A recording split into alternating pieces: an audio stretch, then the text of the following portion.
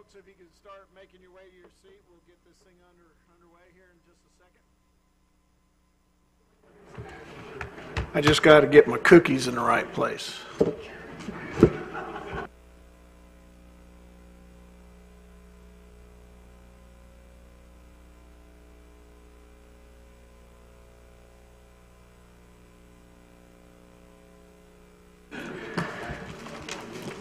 I'd like to call the regular meeting of the Destin City Council today, April 15th, 2019, to order. Up first, we have Pastor Eric Parton, Shoreline Church. Pastor.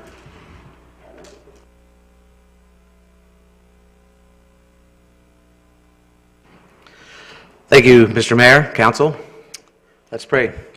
Heavenly Father, first of all, I want to thank you for this day, because it's the day that you have made, and we should rejoice and be glad in it. Also, thank you for the men and women of this city council, Lord. I pray your blessings upon them as they've taken their time and their resources to lead this city in a way that pleases you. And I pray exactly that, God, that the wisdom that you have, that they would receive it gladly and joyfully, so they can continue to lead not only in their own, not in their own interests, but the interests of this city. I also want to pray for their families. I pray your blessings upon their families and protection upon their families as well. And Lord, we thank you for this great city that we get to live in, an opportunity to live in this city. Your word says that by the blessing of the upright, the city is exalted. So we speak life to this city and what a great city it is. And we acknowledge that we're dependent upon you, just in the way that you kept the oil off our beaches and you kept the major storms away from us. We continue to acknowledge our dependence upon you and ask for your guidance and your wisdom this day, that we would honor you and the city would honor you. In your name we pray. Amen.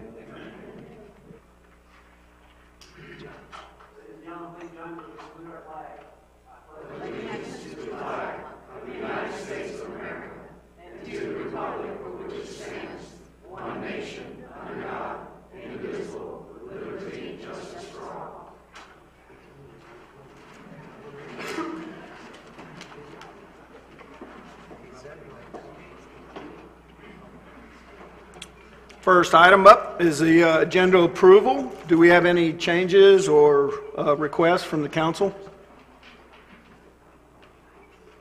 No. I'll make a motion to accept. Second. I have a motion and I have a second. I guess we'll try. Well, we have a member here. Do you have your thing with you? Uh-oh. Are we going to have to do a manual vote each time? Looks like it. All in favor, say aye. Aye. All opposed? Nay. No. All right.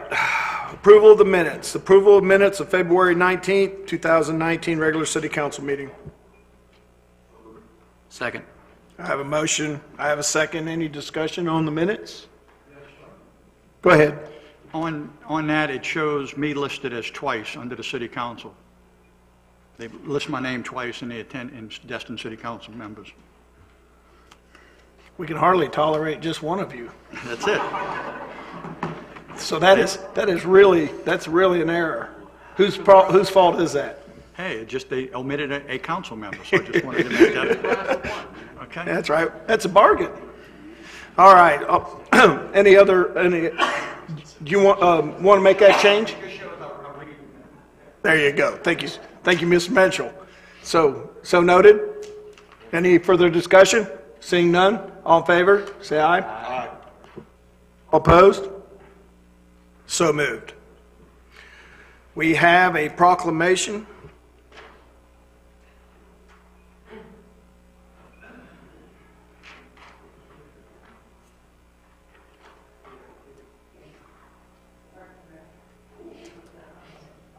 Hello. Where do you want us to stand? I am surrounded by beauty.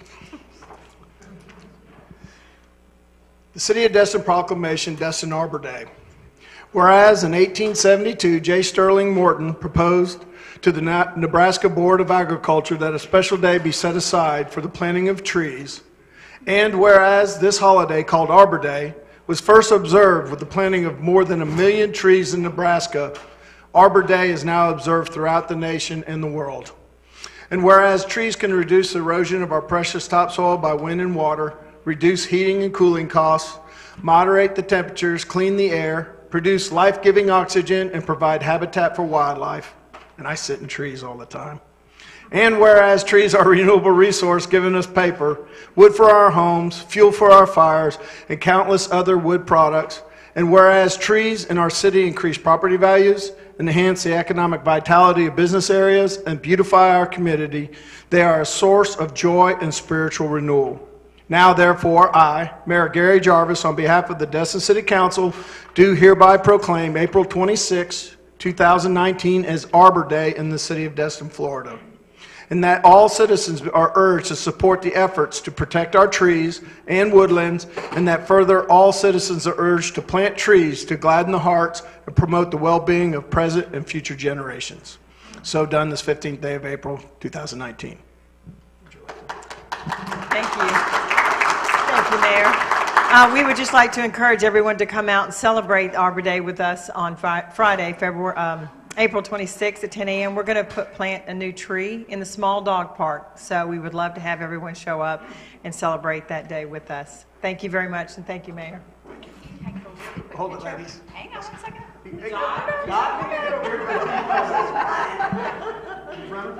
All right, ready? 1, 2. Got it. Thank you. Thank you.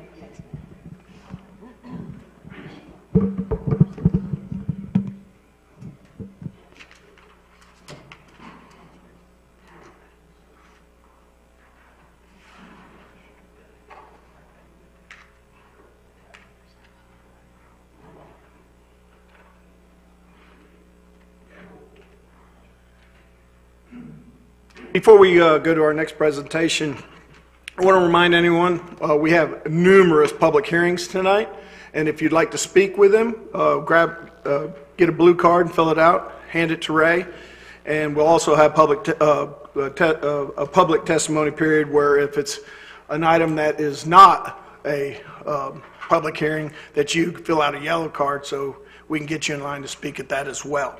Our next special presentation is the Destin Harbor Cleanup, Initial Planning and Proposal by Captain Andrew Nelson, Special Tactics and Training Squadron. Captain? Just, Yes, sir. Thank you.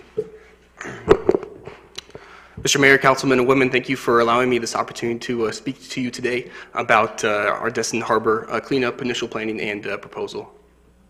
My name is Captain Andrew Nelson. I am a Special Tactics Officer at Hurlburt Field, assigned to the Special Tactics Training Squadron.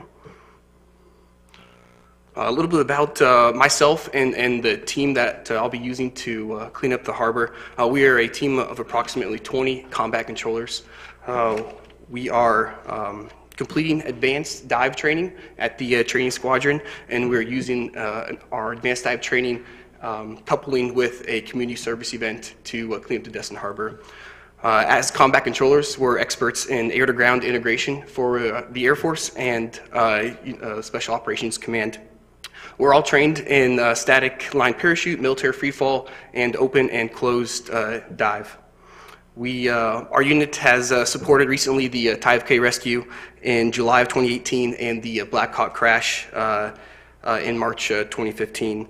And we provide about 1,500 dives annually.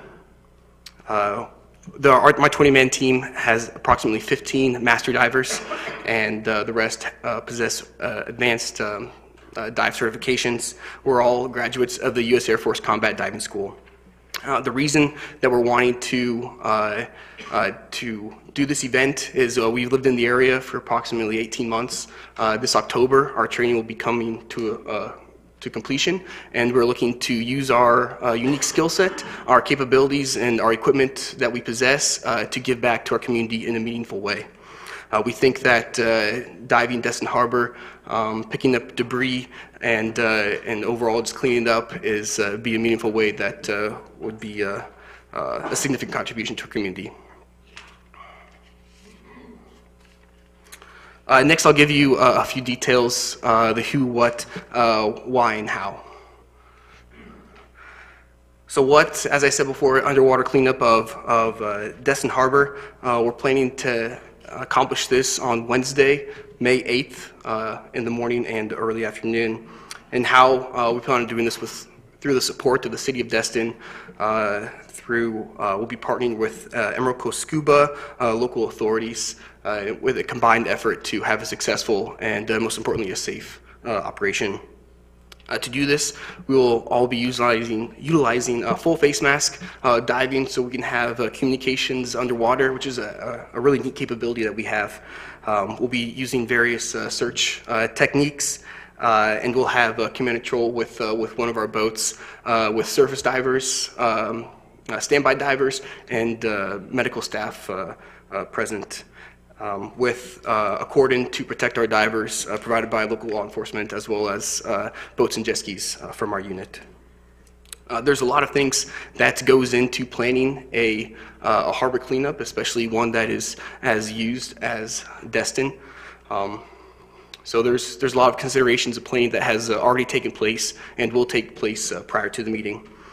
First and foremost, safety is our primary concern.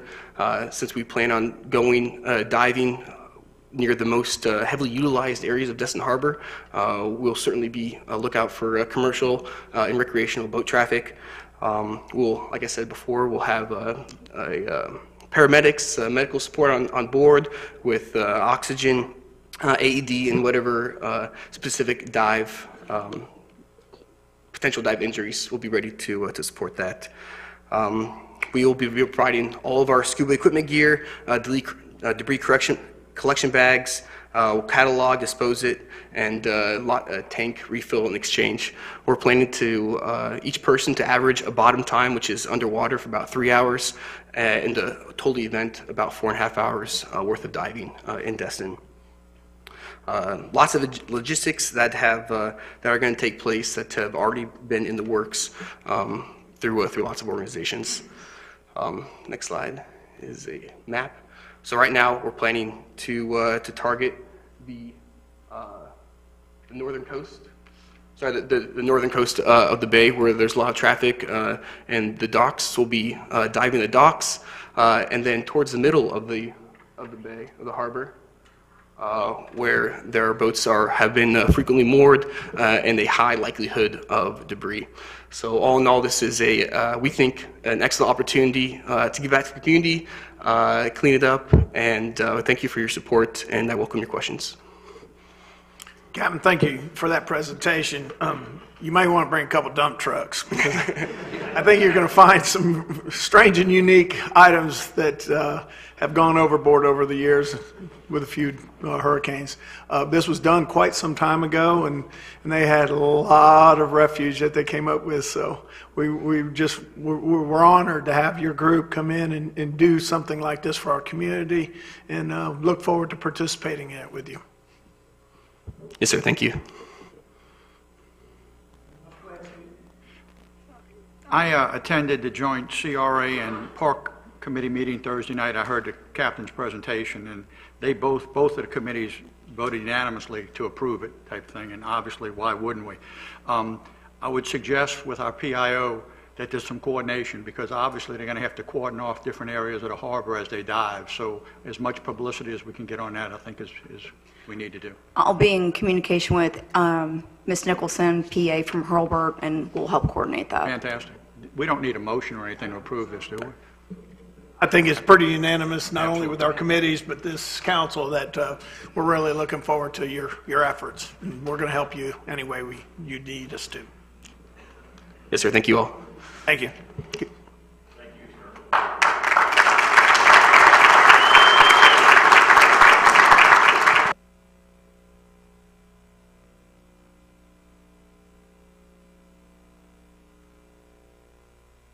Okay, at this time is item 3, the public comments on the agenda items that are not public hearings, and any other matters not on the agenda.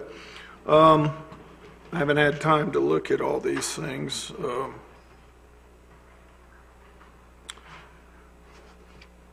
I'm looking at agendas. Mr. Chesser, are you just want to, do you have general comments, or do you want to comment on a specific item? Thank you for asking me, but I'll wait until the meeting comes. Which one? Now, it is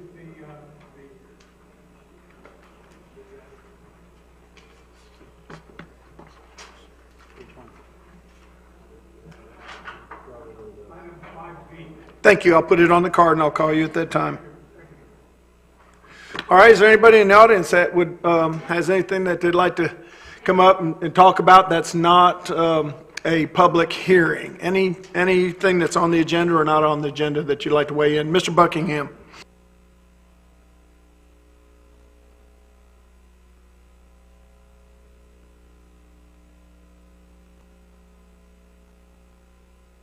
Mike Buckingham, 510 Calhoun. Council, Mayor, thank you.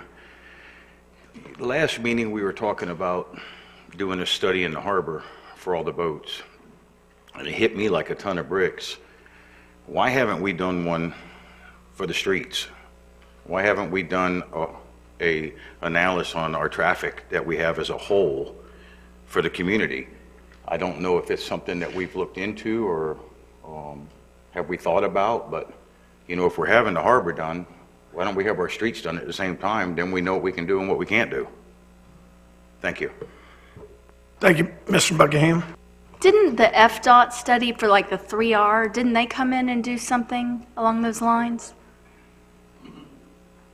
No, ma'am, I don't think it was for the entire roads. I think they just had something for that particular area. But it would be something definitely to look into. Thank you. For sure. Thank you. Thank you, sir. Anybody? Teresa. Thank you, Mayor. Teresa Abear, Chair, Parks and Recreation Committee. This past week at the Joint Harbor CRA Advisory Committee, the Parks and Recreation Committee, our joint discussion, we approved and forwarded to you through the city manager's report the 2 parks that are ready now for them to go for approval for the grant process. I wanted to make it a reminder and make it public that when we were going through the initial Calhoun Park upgrade and then they were going to add in the fire station and then pull it out, I had come up and said if we change the initial layout and add that fire station section in, it will null and void where we're at in the grant approval process. We brought in somebody from the county and she sat here or stood here and said, it won't change where you're at in the process. You've been at, you know, you're moving up, you're at like number 3. Wherever you change, it'll still stay in that same process.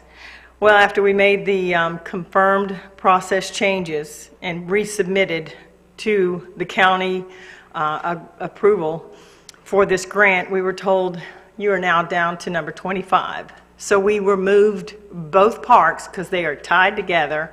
So 6 years of planning, we're now back to the bottom. So my suggestion is that we bring the county, whatever her position was for the grant approval process, and ask her what was she referring to, because she misguided all of us in that it wouldn't affect where our process was for this approval of these 2 parks that we've worked 6 years to get to this stage where everybody's happy, everybody's good with it.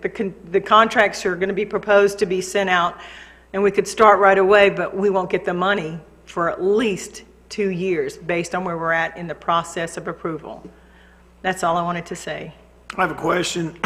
When you found this out after the fact, was the question asked, can we undo the undo? I mean, is it too late? The problem is we relied on the folks that make the approvals for these grants whenever there are all kinds of, everyone in the state of Florida put in for certain parks and public recreational areas that were going to be built with the certain funds for the different types of grants. We thought that we would be okay based on what she had said. I had read the 77 pages and it said if you made any changes, if you moved the bathroom, you would go back to the beginning of the grant approval process. And that is exactly what she spoke negative, and she said, no, that's not true at all. And I think that's why the city council said we need to bring somebody in from the grant process before we do anything to undo where we're at, because we were at like number 2 or number 3 in the pile. We were within 6 months of getting funding to start these parks. So as of right now, I don't know if we can go back to the county commission and bring the representative in or take it to a higher level. That we were misinformed. We would never have changed all of this. We'd have just gone in the process and then worried about additional changes after the grant money had been given to us to do these parks. So that's my recommendation, is somebody with some authority reach out to the county commission and find out where this lady was reading from to get this information, and that is no longer true. Ms. Ramswell, go ahead. I know Thank you have a you. question. Yeah, City Manager, this bothers me to no end. Is there a way that we can look into this and determine for sure? I mean, did they allude to any other reason why that could have happened other than we specifically changed the application? Were you able to find any of that It's out? the or did we application need to? change process, and Mr. Buckingham, this was a joint meeting, and we confirmed with it in the city. You can speak to it. They said, you go back to the bottom of the pile. You made one change. No matter how minor it is, that's the fact. That's where we're at. I would really like us to look into this and find out why we were given one set of information and acted on it, and then the exact opposite happened, because obviously that's something that this committee and others have worked very hard on, and we were all, with great anticipation, looking forward to sooner rather than later getting these parks going. And yes, ma'am, in fact, you were the one that said to me, you know, are you sure if we make any changes? And I was like, I'm positive. It's like a 71-page document, but it's like the fine print on page 57 said, it doesn't matter what the change is. If it changes from your original input, you pull it out to make that change, you go back to the bottom.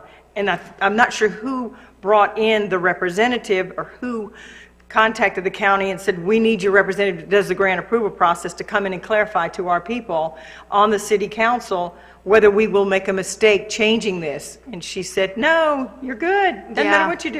You'll stay Maybe in we can place. see if we can file some sort of complaint or an appeal or, Yes, or ma'am. something of some sort to Totally try agree.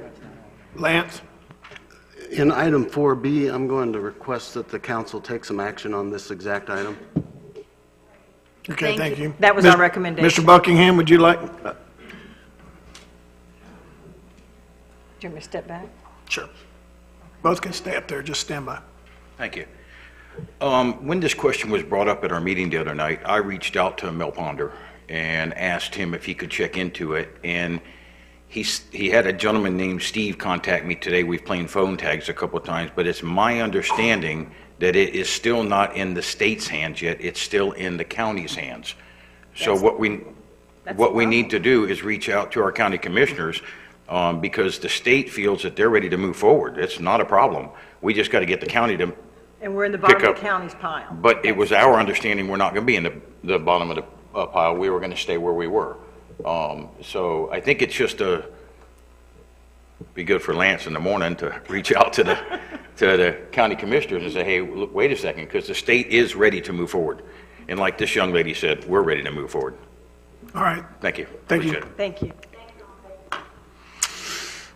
put that on your to-do list, sir. Well, apparently you already have because it's on your manager's report. Is there anyone else in the community here in attendance that would like to speak on an issue that is on the agenda but not a public hearing? Seeing none, I'm going to close this portion of the meeting. All right. City Manager's report. Thank you, Mr. Mayor. Item 4A is the Week of Blessings Committee has requested that the city waive the parking fees at the Marler parking lot for the 2019 Blessing of the Fleet to be held on May 30th. I'm recommending or requesting that council waive this fee effective at 3 p.m. that day. That way we don't get the lot jammed up with cars earlier in the day, and then the folks trying to get there after work will still have parking places so they can participate in this event that the city has partnered with ever since I've been a part of the city and well before that. Absolutely. I'll make that motion if it needs to be formalized. Second. Okay, I have a motion and I have a second. Is there any discussion, further discussion on this Curious item? question. How do Go we, ahead. how do we waive it? We just don't send somebody in there to check the cars? We can do it. Okay. Okay, I got a motion, I got a second. Seeing no further discussion, you know, everybody's got their little buttons now. We'll go ahead and vote.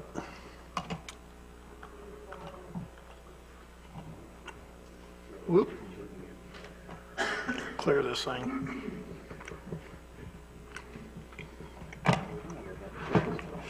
Sorry about that, team. There we go.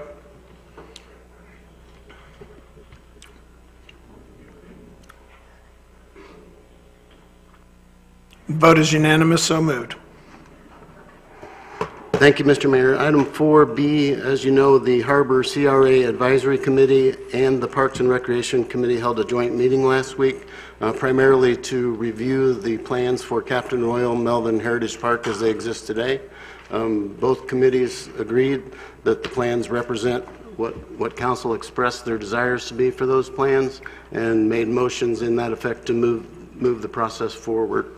While discussing this matter, the subject that was just talked about up here came up, and I would ask that council and anyone in the audience who can help to stress to the county our sincere desire to get these projects moving forward. If they can reach out to their folks at the county that they know to perhaps help streamline this process forward. We have been delaying maintenance on our Clement Taylor Park facility for in the neighborhood of 3 years, and deferred maintenance is not a good thing when you're talking about playgrounds. So the sooner we can get this money secured, the sooner we can get these repairs and replacements made. And so I would appreciate any help that y'all could do by reaching out to our friends at the county. Mr. Mitchell. Yes, sir. At that meeting, it was my understanding that both committees motioned and asked that we make a motion that you write a letter to the county asking for that assistance. So I'd like to make that motion. Second. I got a motion that our city manager writes a letter to the county commissioners requesting the reestablishment of our place in line, and I have a second. Is there any other, I think in that letter, make sure that the county understands that it's a unanimous, pretty much a unanimous decision by this council, which I'm sure the vote's going to reflect, that we feel that we only acted on bad information that actually came from one of their employees. Absolutely, and I would actually, on top of that, request a preliminary phone call to let them know that a letter is forthcoming. All right. Any further discussion on this item? Seeing none.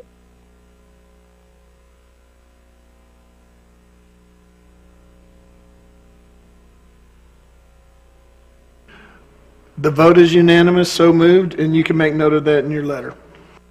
Thank you very much, Council and Mr. Mayor. Item 4C is announcements. I have a few tonight. Just a reminder that there is a town hall meeting scheduled for this Thursday, April the 18th, 9 a.m. to 10 a.m. at the Destin Library. The public is invited. The city's annual Easter egg hunt will be held on Saturday, April the 20th at 9 a.m. at Morgan Sports Center, with over 10,000 eggs being distributed amongst the kids who show up. We will have on Thursday, April the 25th, a retirement party for Mr. Will Rogers at our library, 6 p.m. The public is also invited to that. We'll miss him. Destin Arbor Day celebration will be held on Friday, April the 26th at the Nancy Weidenhammer Small Dog Park behind this building. The Noreaga Point cleanup with our partner, the CBA, and us will be held on Saturday, April 27th, 8 a.m. at Noreaga Point Park. We need as many volunteers as we can get. The T-shirts will be given out as long as they last, and we'll have garbage bags and tongs for people to use out there. Visioning session is currently scheduled for May the 1st, 8 a.m. at the Destin Library. And the National Fish and Wildlife Foundation approved 2 stormwater projects, one on Cross Street and one on Calhoun Avenue, just shy of $600,000 worth of stormwater projects for that area, so that's good news for us. Founders Day will be held on May the 4th at the Destin Community Center, and the city's contracted paving company will be paving areas of Scenic 98 and Gulf Shore Drive between Easter and Memorial Day. I also had Mr. Joey Forgione, who wanted to give a brief update on a couple items with the Code Compliance Division. Just a quick update. Your Harbor Compliance Officer has hired David Baslak. He started March 25th. He'll be going into your seasonal right before Memorial Day. He'll be working Thursday, Friday, Saturday, Sunday, Monday on your harbor. We also picked up Murray Casey. He's a retired Navy SEAL. He's got a lot of training for our beaches, and he'll also be doing the harbor. So therefore, he'll be having a 7-day a week on the harbor. So he'll moonlight when Dave's off, and then he'll do the beaches on the other time. And he'll also be coming up into the Crystal Beach area and doing parking enforcement along the Crystal Beach area. And I also, in your package, you should have the livery vessel lists for your numbers that you requested.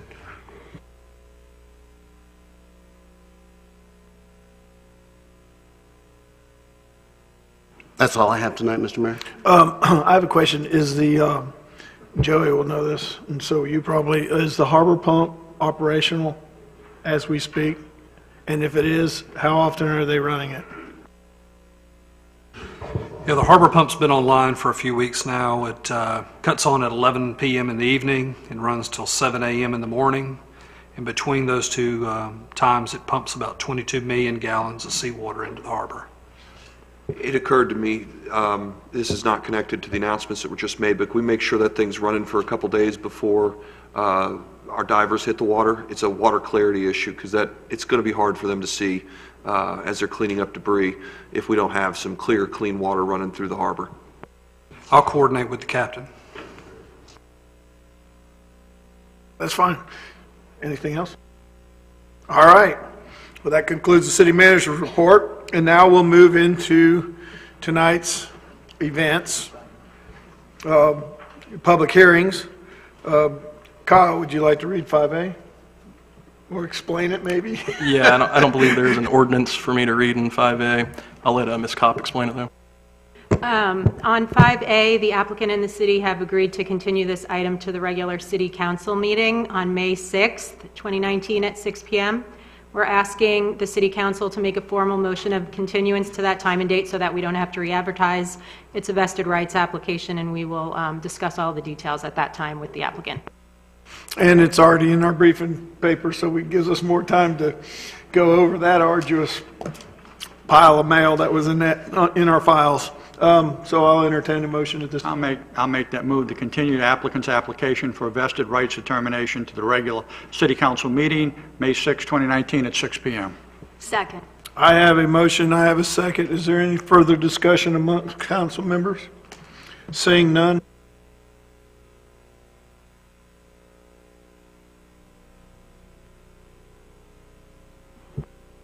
The vote is unanimous. So moved.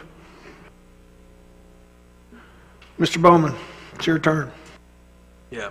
5B, we have the second reading of ordinance number 19-05-LC, an ordinance of the City of Destin, Florida relating to preserving the historic Destin Harbor area within the City of Destin, amending Article 7 of the Land Development Code, land use, type, density, intensity, zoning, and regulatory controls, to create a harbor district overlay, providing for purpose and intent, establishing principal, conditional, and accessory uses in the harbor district overlay, amending Table 7-2, Table of Allowable Uses, establishing a process for designation of structures and sites significant to the history of the Destin Harbor, establishing criteria for the designation of structures and sites significant to the history of the Destin Harbor, establishing a certificate of appropriateness, authorizing code waivers, providing for appeals, providing for penalties, providing for findings of fact, providing for incorporation into the Land Development Code, providing for conflicting provisions, providing for severability, and providing for an effective date.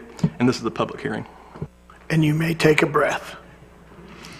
All right, so at this point, we're going to enter into the public testimony portion of the hearing on this particular ordinance. First up will be Mr. Mike Chesser.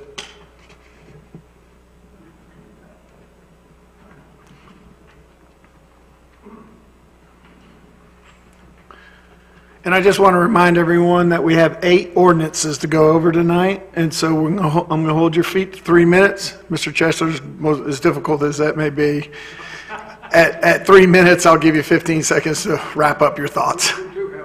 Yes, sir. Go ahead and hit your button. State your name for the public record. I am Mike Chesser. I represent the Destin Fishing Fleet. Been here many times representing the same client. I know that you all have tried to build your Melvin Park many times, and over many different meetings, we've had those discussions. I know that you've been prohibited from building that park because of a claim made across the park for an easement. I know that when that claim was made, we jumped into that lawsuit to say, wait a minute, there is no legitimate claim to be made to that easement. We believed then, we believe now, and we believe in the future that that is and will be a successful defense to that position. In the midst of that, you all know that there was a settlement tendered to you, and that settlement was, we give up that easement, and in exchange for that, we take some special rights that don't belong to anybody else on the harbor. We take the right to develop essentially what we say we want to build without an analysis by this board of the parking, an analysis by this board of the intensity, of the density, of any other aspect of the property that was then tendered to be built. I don't know where that's going because it hasn't been heard yet by the court. It will be heard. And in the midst of that now, I see an overlay submitted to this council that in effect does exactly the same thing. It says for those two owners, and if anyone believes that that overlay ordinance deals with anyone other than that one owner, actually two owners at 200 Harbor Boulevard and the one next door, and I'll be glad to talk names, nobody needs that. There is no effect of this overlay ordinance other than those two properties. It has, again, the effect of saying, we have all the parking we need, we have all the density the density that we intend to put there is a density you all can have no further inquiries about. It establishes a very special category for those two properties that no one else on the harbor will enjoy. I'm not here to point the finger. How much time have I got? A minute? I'm not here to point the finger at anybody. I don't want to create adversity between adjacent property owners. That is not my purpose. The Destin fishing fleet is a whole bunch of guys who put in a whole bunch of money that they didn't have to try to build the Destin fishing fleet. In doing so, they complied with all the ordinances that existed. They have done what they could to try to live by the rules, and they believe that everybody on that harbor is essentially joined together. They are joined together in an over-parking situation and an overuse situation that I wish now we could go back and start 10 years ago to readdress. We simply can't. We can't, though, it seems to me, take all of the efforts that you've made over the years to back off on the development of those properties, to provide parking for those properties, to do all the other things we could have done 15 years ago and didn't. You've had a strong effort to try to do that.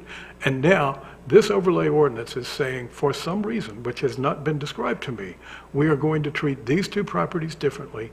They are going to be handled as if the same rules that apply to everyone else no longer apply to those properties and never should have. Time's up, Mr. Chesser. Well, that's right at the end of my sentence. We did good. Yes, we did. Thank you. Thank you, sir. Yes, sir. Mayor, I'd like to ask a question. Sure, go ahead. You keep referring to, it refers to two separate properties, but when I read through the ordinance and all the related information, it's very generalized, anything North Harbor or South Harbor. Where do you see two properties listed? No, the ordinance talks about South Harbor, and you're right, it doesn't list two properties. It simply lists a criteria that fits only two properties. Anybody who believes there are more properties than that on the South Harbor District, you'll have to show me where they are. Okay, because when I read it, I mean, honestly, sure. I look at it and I would think of any property that has an older building on it. I mean, I'm sure there's more than a handful at least, because I can think of several older buildings that I can see peppered along. I think, with all due respect, I think you cannot. I spent the last 2 days looking at that property and looking for other property that fits the same category that's in that ordinance. That ordinance is very pointedly designed to apply to those two properties. Okay, because that's news to me, because honestly, when I read it, it looks very open, and it's got the 3 different criteria. So I just wanted to clarify that I hadn't missed something that actually listed 2 properties here. The ordinance is artistically drafted to do exactly what it does do, in my opinion. Okay, interesting. Any other council members? Thank you, Mr. Chesser. Hold on. I got one. Go ahead, sir. Mr. Chesser, do you honestly believe what you just told this council to be truth? Yes, sir. That this only pertains to two pieces of property? If I drafted an ordinance that said it applies only to polka dotted buildings, and I look around and found only 2 polka dotted buildings, then I'd have to say, even though it never identifies those 2 buildings, they're the only ones that fit. There are only 2 buildings that fit the descriptions made in this ordinance. So you think we drafted this just to, no more than just to benefit Dewey Destin? I don't know why you drafted it, because you have ordinances in place that would maintain the structures that exist there. They all have non-conforming use status. They all have the right to come here and ask for variances if they want them. Every one of them can continue to exist. Why you need an overlay ordinance now to say that they not only can continue to exist, but all the other rules that apply to every other harborfront owner don't apply to these properties. Have you ever been to Mr. Claude Perry's property? I'm sorry? Have you ever been to Mr. Claude Perry's property? I have. Is there any old buildings on that place? Is there only any old homes on that place? Old buildings that are already, and the best I can tell, they're already permitted and in use. There is one old home that seems to me not to fit the description you said. I don't know that Claude owns that. There's a concrete block 2-story building. Is that the one you're talking about? There's multiple there. Anybody who thinks that that is an architectural thing to be saved, now, okay, if you think so. That's the only one the only residence on that property that could be converted to meet this ordinance, if that concrete block building were converted. We have a matter of opinion here, folks, so. Sure. Mike, thank you very much. Rodney, is any other questions? Polka dotted buildings. All right. Thank you, sir. All right, thank you, sir. Up next, Mr. Claude Perry. You know I called your name, Claude. Say your name and your address on the public record. Thank you, Mayor. Thank you, Council. My name's Claude Perry, 732 Harbor Boulevard, Destin, Florida. This is a very complicated ordinance, and I'm not a lawyer. I think I am sometimes. I've been at it long enough. 60 years. That's how long. 60 years. And to me, this is just overreach. Okay, I'm totally against overlay districts, and I want the record to reflect that. This is just to put in the hands of anybody architectural review. That's what this is, architectural review.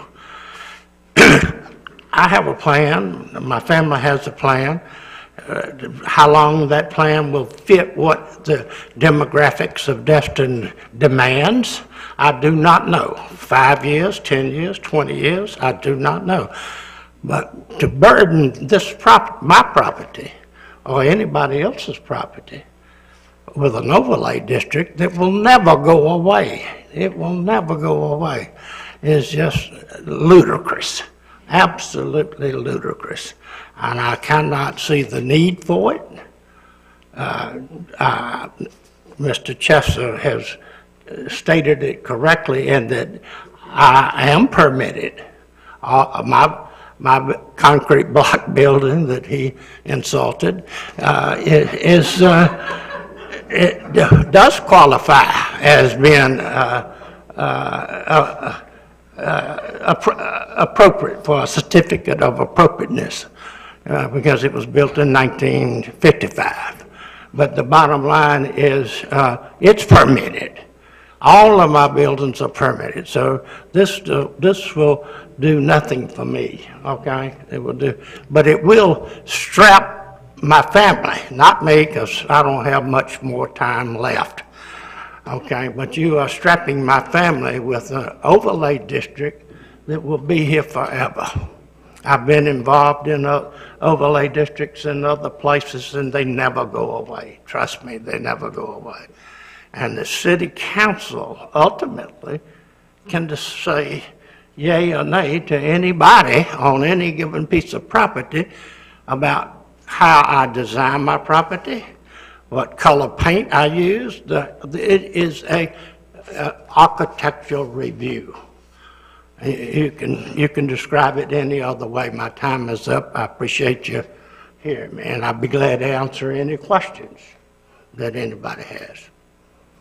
I have a question, but it's actually designed more for our land use attorney, because I keep hearing you say that you feel that it would strap what you can do with your property. And my understanding, and please, our attorney, correct me if I'm wrong, it doesn't strap people that are there currently. Doesn't it provide more options for people that might want to do something that they currently cannot? Or can you shed some light on that? Thank you.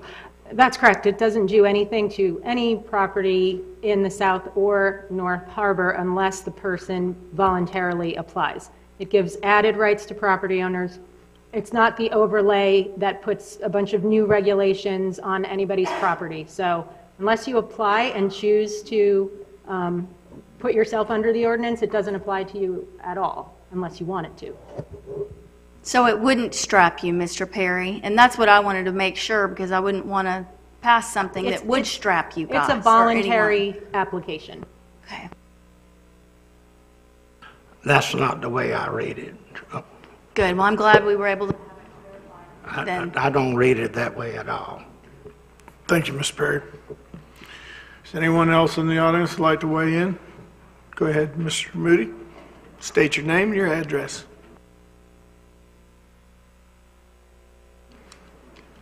Getting old is tough. Thanks, Mayor, City Council, for the opportunity to speak to you about this. First, I want to be sure that everybody understands that the Chamber is not opposed to an overlay district. In fact, back in 2008, 2009, around the time that Ms. Williams was the chairman of the Chamber, when Harbor Boulevard, when 98 was being changed to Harbor Boulevard, we pushed at that time to find somebody to maybe designate the harbor as a historic district, and thought that that would be a great touch down there. So please know that we're not completely opposed to it. We do think that the creation of an overlay district at this time is the wrong time, and there are multiple reasons that we feel that way. Right now, the comp plan and the LDC are both being tweaked, trying to clean some things up that need to be cleaned up and tightened up, and we're waiting for that to happen. Waiting for that to happen would be wise. The overlay district could be implemented with a fully operational and clean land development code, which I think would help what goes on there. There is and has been for years a parking issue in the Harbor District, and we've not been able to find solutions for that. We're not moved on any possible solutions for that. And if creating an overlay district would provide a property owner with waivers for parking or other current requirements in the Land Development Code, that could create further problems. We understand that the city staff has done a great job. I talked to Lance this morning about it, and they've done a great job of tightening up some of those waivers, but we still don't know what may arise, especially where parking is concerned. You've just put a moratorium on livery vessels in the harbor, so you certainly feel that there's an issue there. I don't know if an overlay district would affect that or not, but if we've got a moratorium on something until November, that should be taken into consideration as well, that there's some kind of business issue down there. And again, one of the issues with the livery vessels is the parking issue, shared parking and the things that you all have talked about. So I think until the harbor capacity study comes back and plays itself out, the overlay district should be put on hold at least until then. There's still ongoing litigation with some property owners, and I think those issues should be settled and behind the city before creating something else that could lead to more lawsuits. I think we're all worn out by the lawsuits. And finally, I think the overlay district needs some public input to be successful. I don't know that there's been any public input on this. Most of you that know me well on council and sitting behind me know that I'm about the most anti-workshop person in town. But maybe this is something where we need to go workshop for a couple hours and get some public input so that people do buy in on this. And again, we're not opposed to the overlay district. We just feel that right now with some of the issues the city is facing and some other actions that have taken place, that a delay in this, I'm not sure how long, but just a delay until we can get some of this stuff tightened up and in place is the best thing to do. And again, thank you for your time. Thank you, Mr. Moody. Any questions for him? Seeing none, is there anyone else that would like to speak on this issue? Just state your name and your address, ma'am.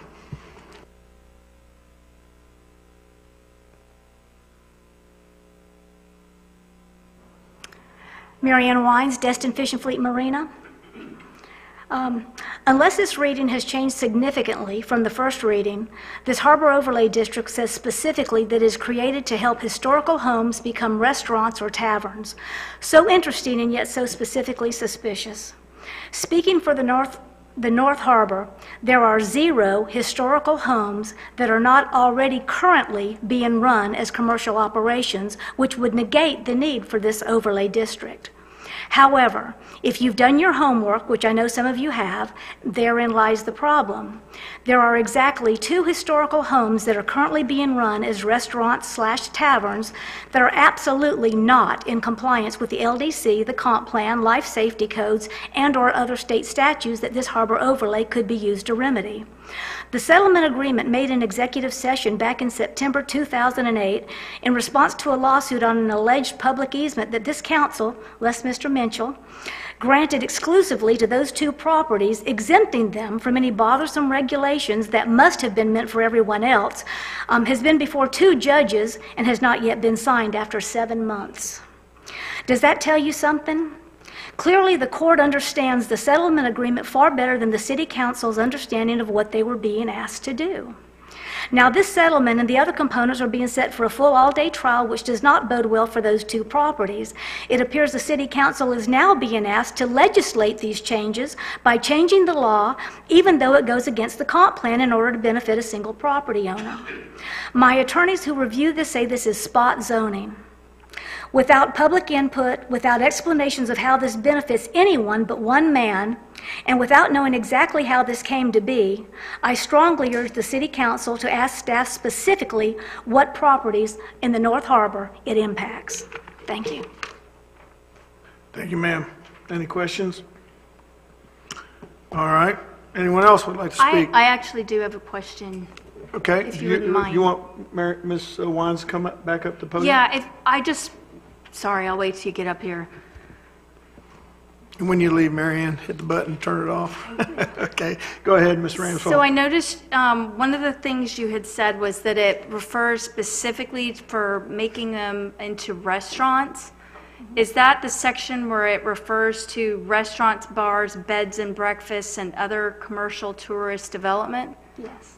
Okay, so it's not just restaurants, it's also other... I noticed that the second, the one that was in today's, was a whole lot more pages than the one that was the first reading. So I haven't read that, to be honest with you. I read the first one. That was the one that I was reading, and it was more specifically tailored towards bars and restaurants for the thing. And so I drove up and down the harbor, and I was trying to find any historical homes that were left on the harbor that had not yet been developed.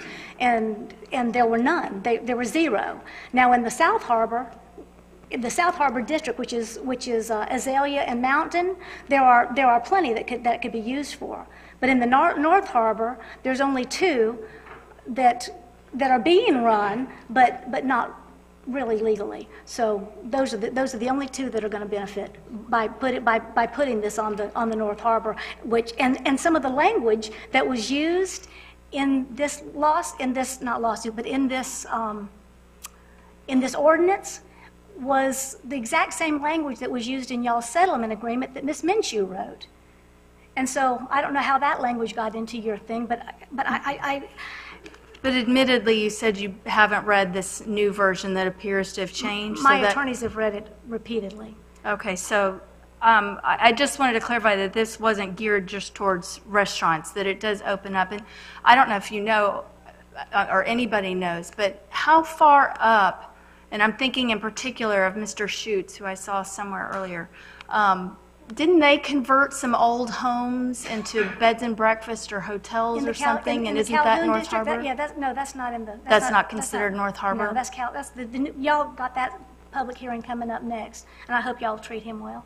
Good, okay. Well, I just wanted to clarify, because I'm thinking of different things I've seen along there and how it might apply, but I don't know when things were built. And again, I wanted to clarify that it wasn't isolating just restaurants. There are other uses.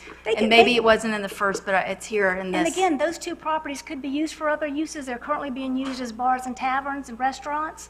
They could do other uses too, but it's the only 2 that those are going to apply to, which is spot zoning by the very definition. And again, I'm just asking because I know you know a lot about the harbor.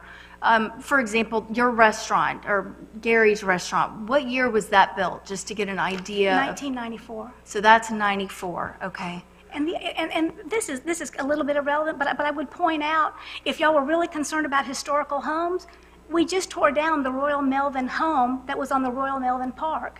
So that really makes this whole thing just even more troublesome.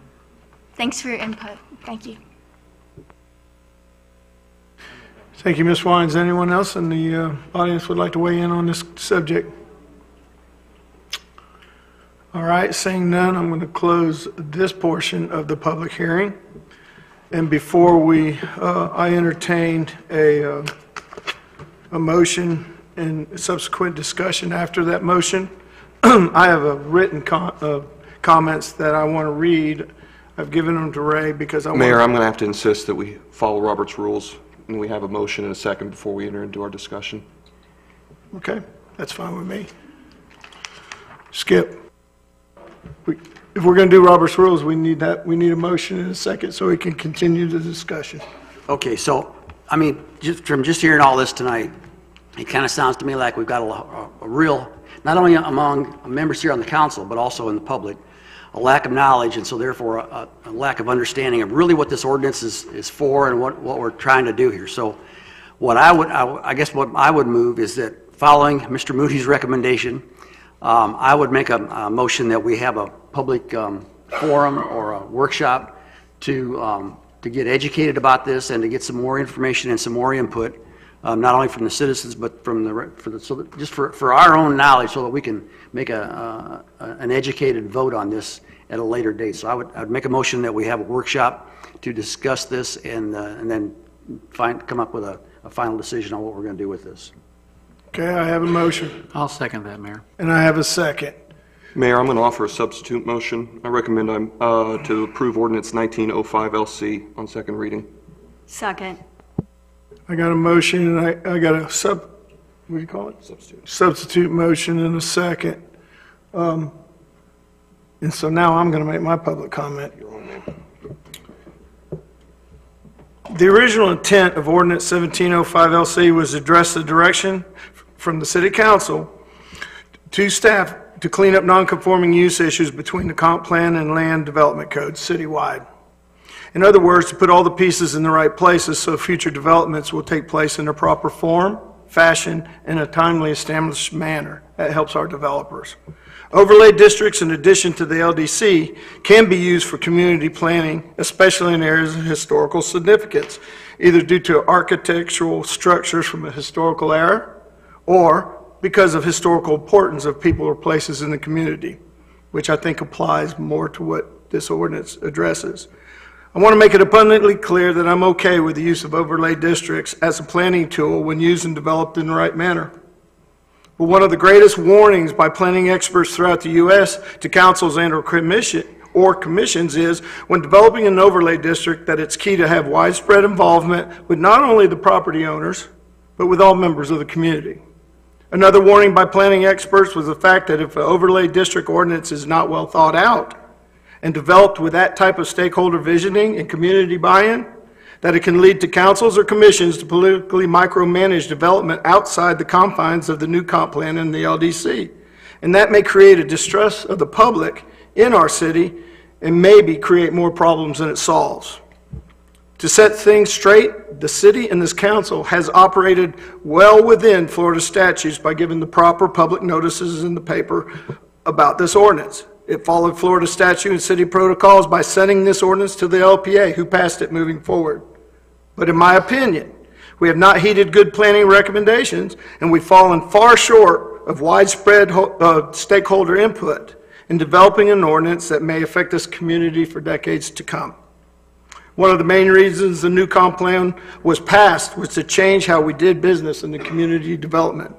The old multi-tiered system, which gave wide latitude to the city managers and the community development, led to some decisions in the past that this council wanted to make sure would not happen in the future. Subsequently, the council felt that we need to no longer give any appearance of acquiescing to special interest groups or developer influence peddling, and passed a new comprehensive comp plan that changed the future development of our city. In the last 11 months, this council and all our new department heads, including our city manager, have really made strides to produce results and build confidence that we are on the right track to a transparent and productive city. In my mind, there's usually a right way to govern, which in most cases is harder and slower, but in the end is more complete and comprehensive. But there's also a less effective way, which in the interest of expediency or to diminish an inconvenience, creates governance that ends up with a wide variety of unintended consequences, most of which are not well taken. We have a year's worth of work just to get the comp plan and the LDC in compliance with each other, and to complete the future land use and zoning map fix. When this large task is complete, and at that time, we recognize the need to create an overlay district, that then is when we begin a true visionary process with multiple stakeholders and community involvement. All I'm asking is for a time-certain delay before we establish an overlay district on the harbor. That will give us some time to establish a public process that gives private property owners and our citizens who live, work, and play on the harbor an opportunity to weigh in on what we want an overlay district not only to look like, but what we want the overlay district to achieve. Mr. Obadiah. Mr. Marler. Thank you, Mayor, and very eloquently spoken. The Hatfield and McCoy feud started over a pig. We're starting it over a piece of land, and now we're using an overlay ordinance to continue that feud. I have sat on this council. I'm in my 16th year of serving as a member of the City Council, 2 different terms. And this last 4 years has been very trying because I've seen people who have originally been friends, and I'm friends with all of them, argue over a piece of land that the city was trying to develop into a park. I wish there was a way to solve the problem without all the lawyers and everything else that goes on. I have to agree with the mayor. I think we should delay this simply because I think it's going to cause a lot more problems if we go ahead and vote on it tonight. And a point of order, Mr. Destin, since your property was sort of involved in it, I feel that you should abstain from voting, but that's not up to me. That's up to the council and or up to the legal counsel, and up to the legal counsel if you can or cannot vote. Anyway, I know where my vote's going to be. Okay, so we've had a motion and a second, then a subsequent supplemental motion. Mr. Mitchell, you first, and then Ms. Ramswell, I'll have you second. Thank you, Mayor. I've listened to what was said tonight thus far, and I'm sitting here scratching my head because 2 weeks ago, we sat here and unanimously passed this, and it wasn't any question. We had one public speaker, and as you said, it was advertised properly, it went to the LPA. People could have come tonight and spoke. So I'm just questioning what transpired in 2 weeks that changed everything, number one. And then I have a question for staff. Comments have been made that this only impacts 2 buildings. Is that a true statement or not? That's not a true statement. Okay.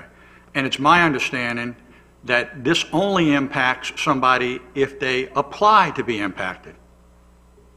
Correct. It applies throughout the North and South Harbor, and it would only be specifically applicable to your property if you choose to apply under it. All right. Thank you. And to follow up on that question, who would have the final deciding say on what waivers could be granted once that takes place? So what would happen is that an application would be made, reviewed by staff. If there are any waivers requested that would seriously impact the public health or safety, then it has to be denied.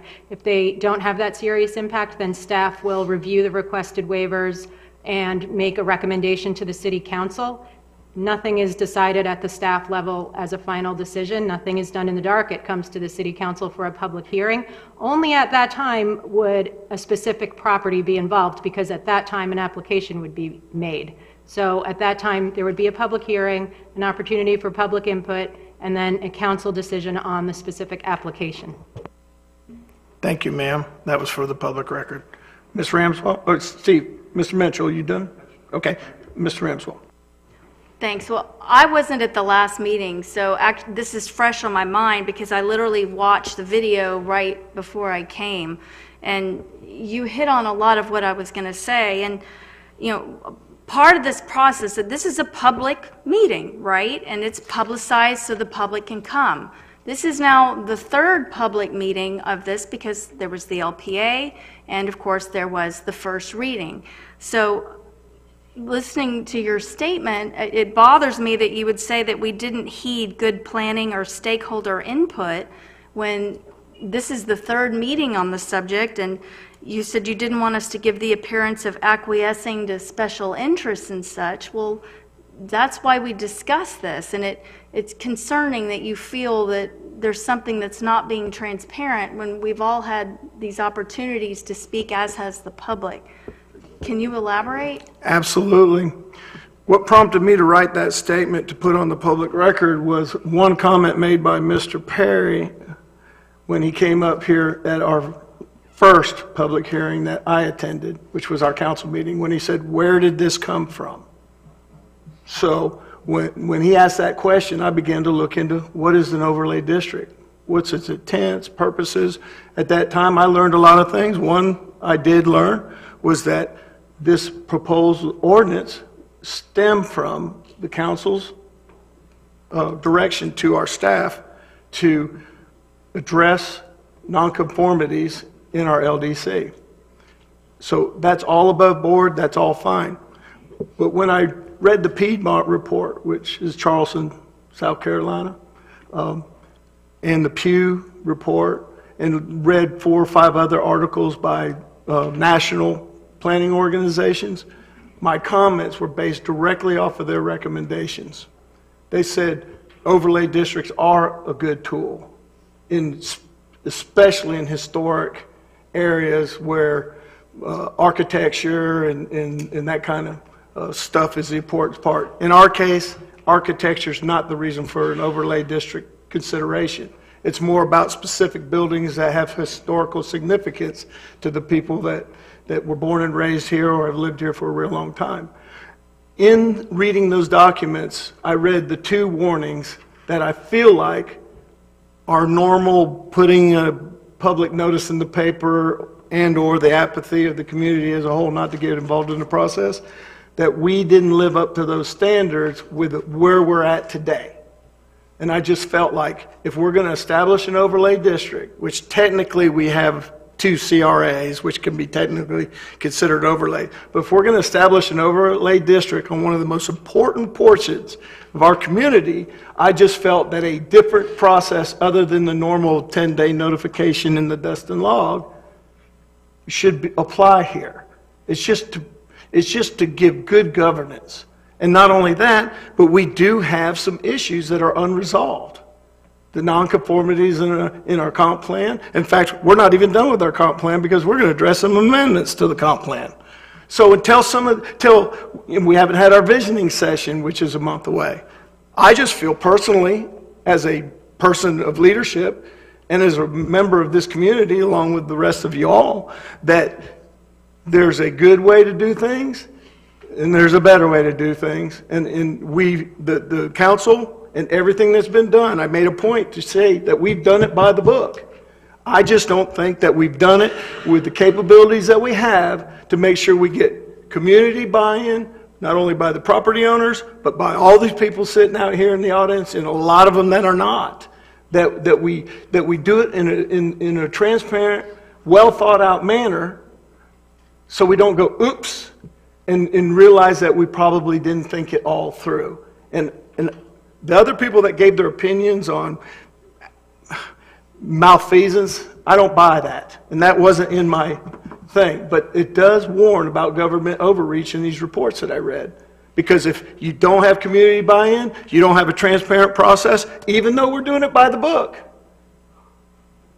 we could go back to square one where we were under the tiered system, where even though everything was done by the book, decisions were made and things were built that everybody wishes we don't have. And so if we're going to do an overlay district, and I drove up and down there, and I think there's 7 or 8 specific properties that would be involved in if they would want to ask for some of these variances that they can ask for.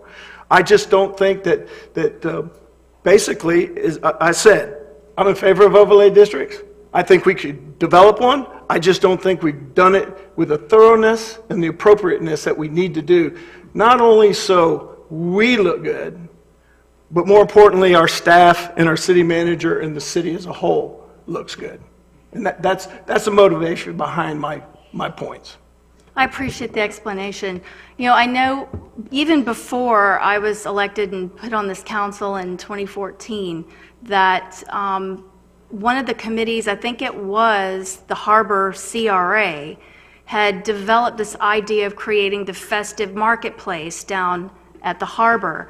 And they had kind of laid the groundwork for saying, this is what we want to see down there. We want to build on our quaint fishing village image while allowing people to walk freely between different areas. And so I kind of view this as an extension of what they started, and then building on that to further put our LDC and our comp plan in compliance with some of the issues that would be remedied by this. And then on top of it, by allowing, you know, different homeowners that are business owners that have property down there options in case they did want to do something a little bit different. So I look at this perhaps from a different perspective than you, but just based on some of the things that I've learned and seen since I've been up here, that's sort of the angle I'm coming from. I agree with everything you said. We've worked, last 11 months, we've worked really, really hard to change the image of people, their thought process towards this city and this commission, that we're really on the right track. And I'm concerned that things could take place without a well-thought-out overlay district that could set us back at that time. And that's just my opinion. That's what I shared. You shared yours, and I agree with all that you said. I just think that this needs more attention, and that's the only reason I asked for a delay on this particular ordinance. But we have a motion, and we have a second, and we've had some discussion. Does anyone else want to weigh in? Seeing no further discussion, then let's go ahead and take this to a vote. You want? Yeah, we got to. Yeah, we got to do the substitute motion. Do you want to reiterate it so everybody knows what we're talking about? It's the recommended motion to adopt on second reading. Okay. Let's go ahead and vote on the substitute motion at this time.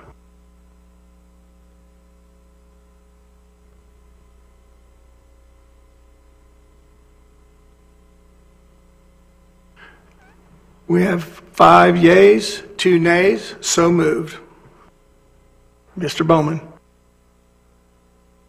We have on second reading ordinance number 19-06-LC, an ordinance of the City of Destin, Florida, establishing the Calhoun Center Mixed-Use Village Zoning District, amending Article 7 of the Land Development Code, land use, type, density, intensity, zoning, and regulatory controls, amending Table 7-2, Table of Allowable Uses, amending Table 7-3, Schedule of Dimensional Requirements in Zoning Districts, providing for findings of fact, providing for incorporation into the Land Development Code, providing for conflicting provisions, providing for severability, and providing for an effective date, and this is a public hearing. Thank you, Mr. Bowman. We'll enter into the public hearing part of this reading of the ordinance. First up will be Mr. Mike Schutz.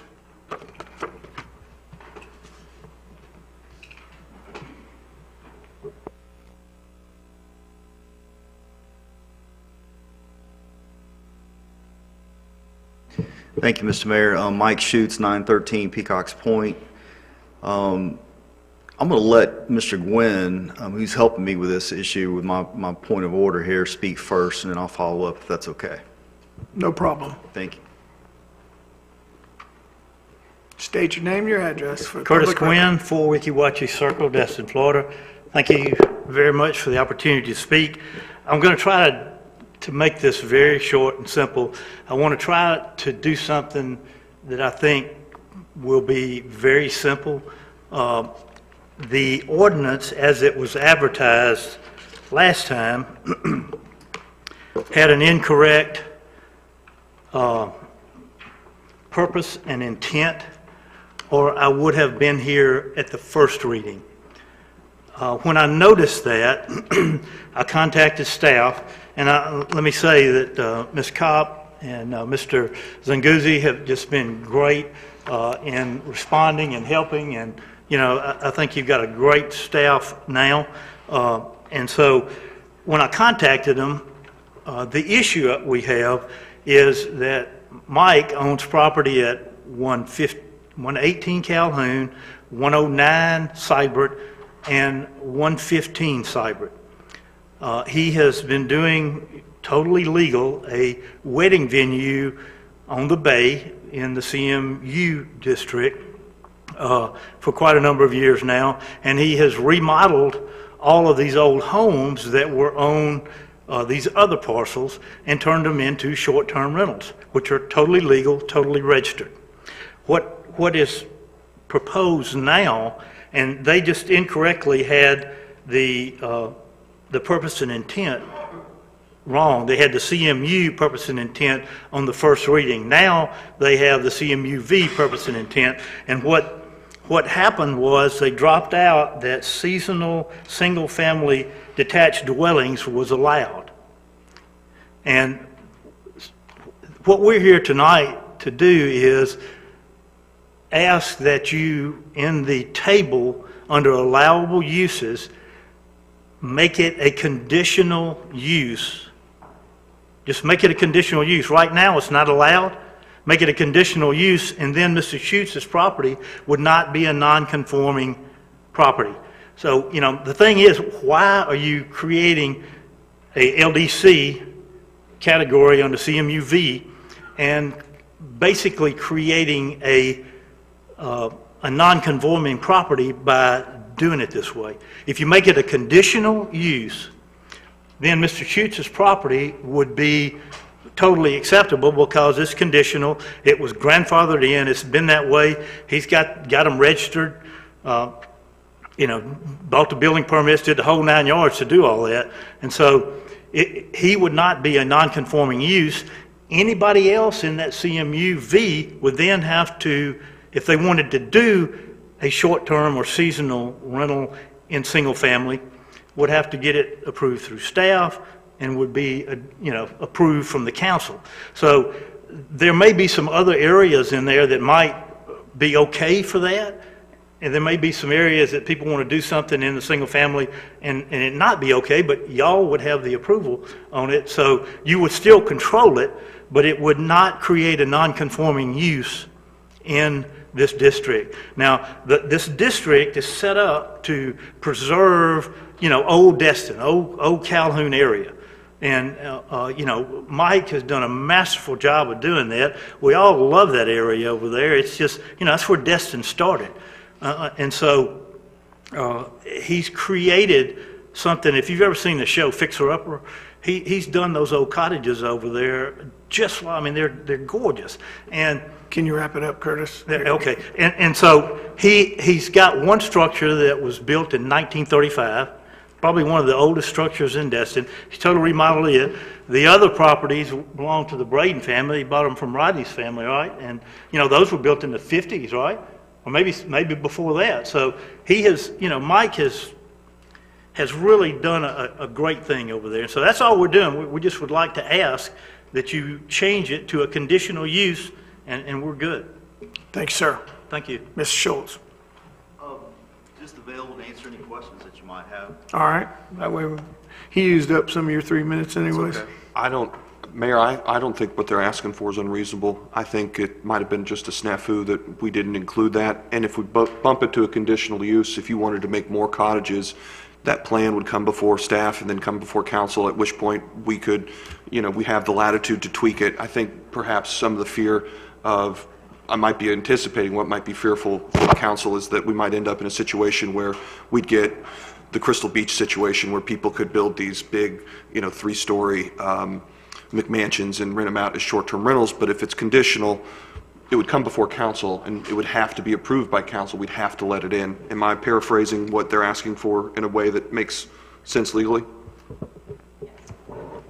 I don't think what they're asking for is unreasonable, and once we get into the discussion time, Mayor, I think I'd probably ask that we probably get, I'll put something on the floor to where we can tweak it to where you guys can bump that to a conditional. Thank you, Mr. Destin. Ms. Ramswell, you have any questions for Mr. Schultz? I was just going to say, I apologize for throwing you when I was trying to come up with an example, but I knew you had some older homes that you had switched and were doing some rentals, and I was thinking North Harbor being anything north of 98, but anyway, I do like what you've done over there, and it is a good example of sort of the things that we're looking at is, some of the older homes, and we like what you've done. They've been well received.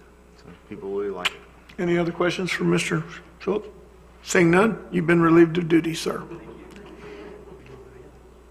Is there anybody else out here in the audience that would like to weigh in? Those are my only 2 blue cards on this particular issue. Don't run up all here at once. Seeing none, I think at this time. I do have actually a question that stems from the discussion we've had, and it's geared more towards our land use attorney. So if we approve a conditional use for rentals, let's say, and he's using these as wedding guest houses or whatever, if somebody else wanted it as a conditional use to use for some other purpose and we approve it, can they change that purpose as long as it still falls within those guidelines? Because what I'm getting at is I would worry that we would approve someone, suddenly it turns into like Crystal Beach.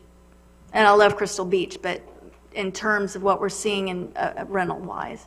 So if something is a conditional use, you would look at it as a single application each time. You could put conditions on the use, so it would not have to be precedent setting for the next one. You would look at each property individually. And then if somebody violates one of the conditions you put on it, if you put a condition on it, that could go through code compliance. Thanks. Okay, Mr. Destin. Do we need to go to first reading, or can we simply, since we're granting additional rights by simply switching the non-permitted to conditional, we can stay with just a recommended motion with just the tweak? Yes, we would just amend the use chart and change basically the that designation to conditional instead of prohibited. But no, we don't need to go back to first reading. Okay. I have a question. One moment. Chatham. Thank you, Mayor. Yeah, I think we fixed a lot of the loopholes, the development problems in Crystal Beach probably 2 years ago with the parking requirements and open space requirements and the codes to what they can build. They're not able to build those McMansions, and on top of that, I think we finally have some code enforcement that prevents those problems from rising in the first place. And I think if most short-term rentals were run like Mr. Schultz, I think we wouldn't have half the problems we do up here. So, no problem. Mr. Mitchell. Just have a question for our lawyer. I have no issue with conditional use. I understand that, and I realize that would have to come back to us. But what would be the difference if we did conditional use or if we grandfathered in this particular property? If you, it wouldn't be grandfathered, it would be technically a legal non-conforming use, but that would mean that they cannot expand the use, meaning I believe at some point, well, I don't want to speak for anybody, but they may want to do expansions in the future by adding villas. They wouldn't be able to do that if it was a legal non-conforming use. Also, if it was damaged in a storm to a certain degree, it wouldn't be able to be rebuilt, things like that. If it's a conditional use. Okay, thank you. All right, Mr. Destin. Yeah, Mayor, I'm going to go ahead and make a motion that we adopt Ordinance 1906 LC establishing the Calhoun Center Mixed-Use Village CMUV zoning district on second reading and instruct the land use attorney to make the appropriate amendment to the allowable uses chart to change, I believe, if I'm quoting correctly, Kim, the single-family short-term residential designation to conditional? Correct. Okay. Second. Okay, I got a motion, I got a second. Any further discussion?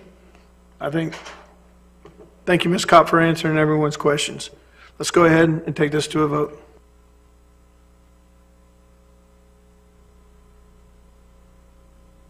The vote is unanimous. So moved. Mr. Bowman, take a deep breath. Only 5 left. We have on second reading ordinance number 19-07-LC, an ordinance of the City of Destin, Florida, amending the Town Center Mixed-Use Zoning District, amending Article 7 of the Land Development Code, land use, type, density, intensity, zoning, and regulatory controls, amending Table 7-2, Table of Allowable Uses, amending Table 7-3, Schedule of Dimensional Requirements and Zoning Districts, providing for findings of fact, providing for incorporation into the Land Development Code, providing for conflicting provisions, providing for severability, and providing for an effective date. And this is a public hearing. All right. I'll open up the public hearing portion of the second reading of Ordinance 1907. I have no blue cards. Is there anyone that wants to weigh in on this particular ordinance from the gallery? Seeing none, I have Mr. Braden up first. Thank you, Mayor. I have a question for Joey. The pontoon boat rental company that's operating behind the inn, at the end in Destin, or in the Destin Inn, just west of Marina Cafe, do you know if that individual's permitted correctly? I believe that one is. Rodney, can you ask him that question at the livery ordinance? We're still on Town Center mixed use. I'll get you first up on that. We're on item 5D, amending the Town Center mixed use. Is it okay? Yeah, I thought that's where we was at. No, that's all right. You'll be first on the list when we read that one. Sorry. Okay, so is there? We have no further public comment. I don't see any, so I'm going to end this portion of the public hearing and leave it up to the council. Mr. Mitchell. I'll move to approve Ordinance 19-0C on a second reading. We got a motion. I'll second it. And we got a second. I have a question for our two attorneys. There's a reduction of density, basically, or units per acre. In y'all's professional opinion, is this reduction at a level that should mitigate any Burt Harris claims or a level of risk? I mean, I understand anyone can do that at any time, but do you feel the reduction, are you guys comfortable with that in a legal sense only? Yes. Wanted that on the public record too. Thank you, ma'am. Any other questions? Any other comments? Seeing none, then we have a motion in a second, so let's vote.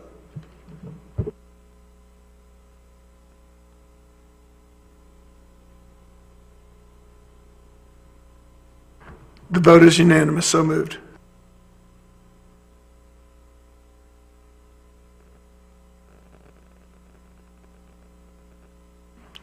Mr. Bowman. We have on second reading ordinance number 19-08-CN, an ordinance of the City of Destin, Florida relating to livery vessels, providing for findings of fact, providing for purpose, providing for definitions, providing for a temporary moratorium of livery vessel permits, directing staff to develop recommendations for regulation of livery vessels, providing for severability, providing for expiration of the moratorium, and providing for an effective date. And this is a public hearing. All right, at this time, I'm going to enter into the public hearing portion of this meeting. And to give everyone a heads up, after this ordinance is approved or disapproved, we're going to take a 5-minute break. So is there anyone, I know there's someone in this audience. I don't have any blue cards, so anybody would like to come to the podium now and speak on this ordinance? Go ahead, sir. When you get up here, just state your name, address.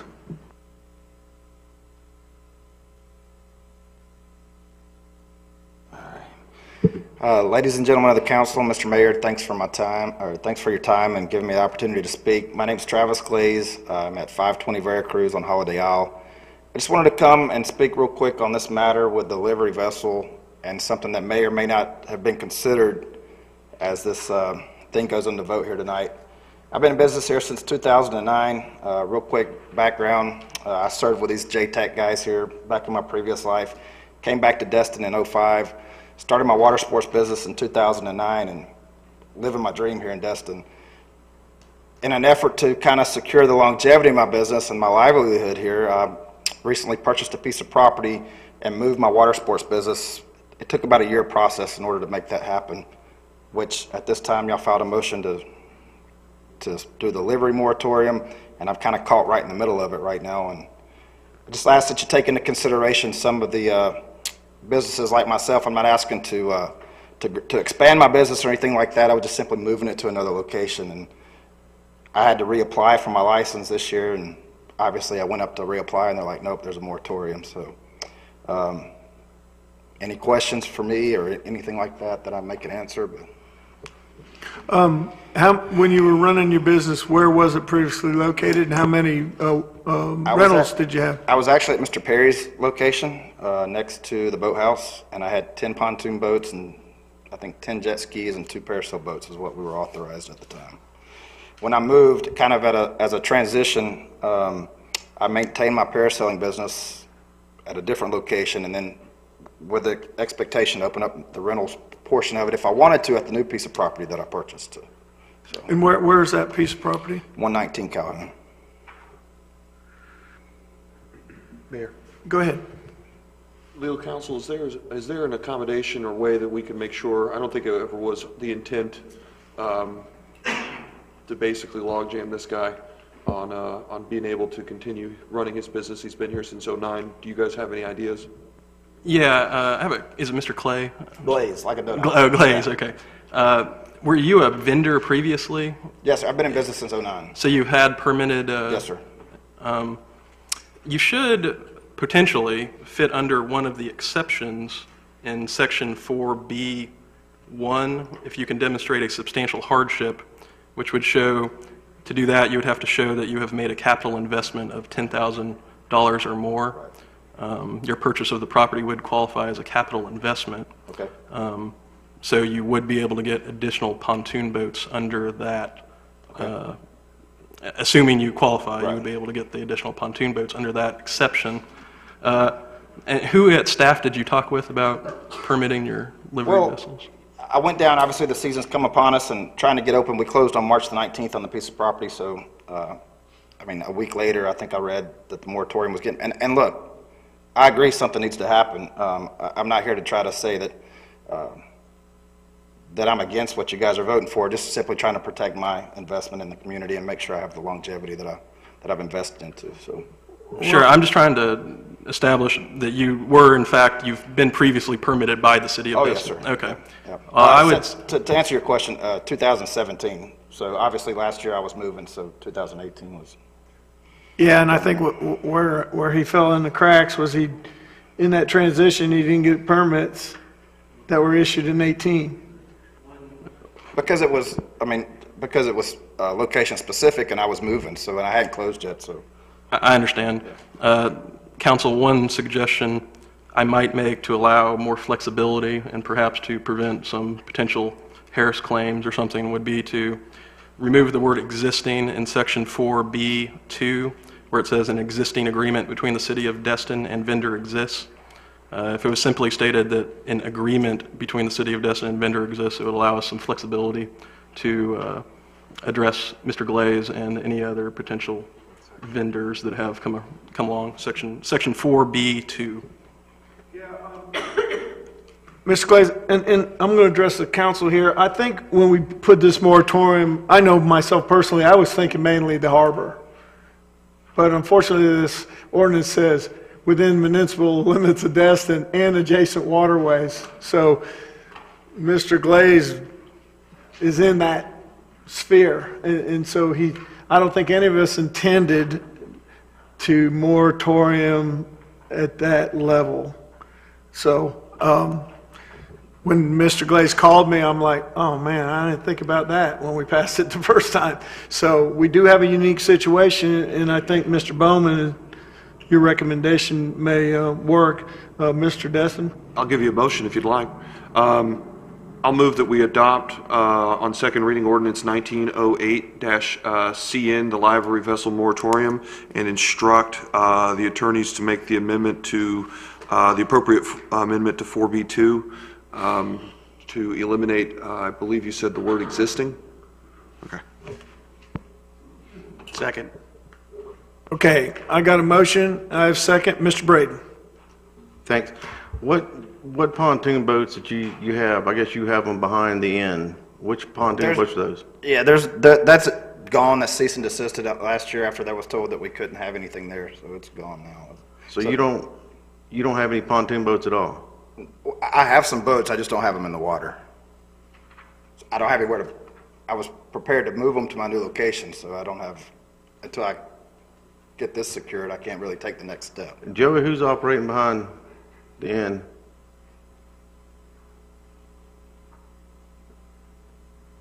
Stand by, let me see if I can see that. While we're waiting on that to be answered, Mr. Braden, you have any other questions from Mr. Glaze in his particular situation, or are you just waiting on Joey? Just waiting on Joey.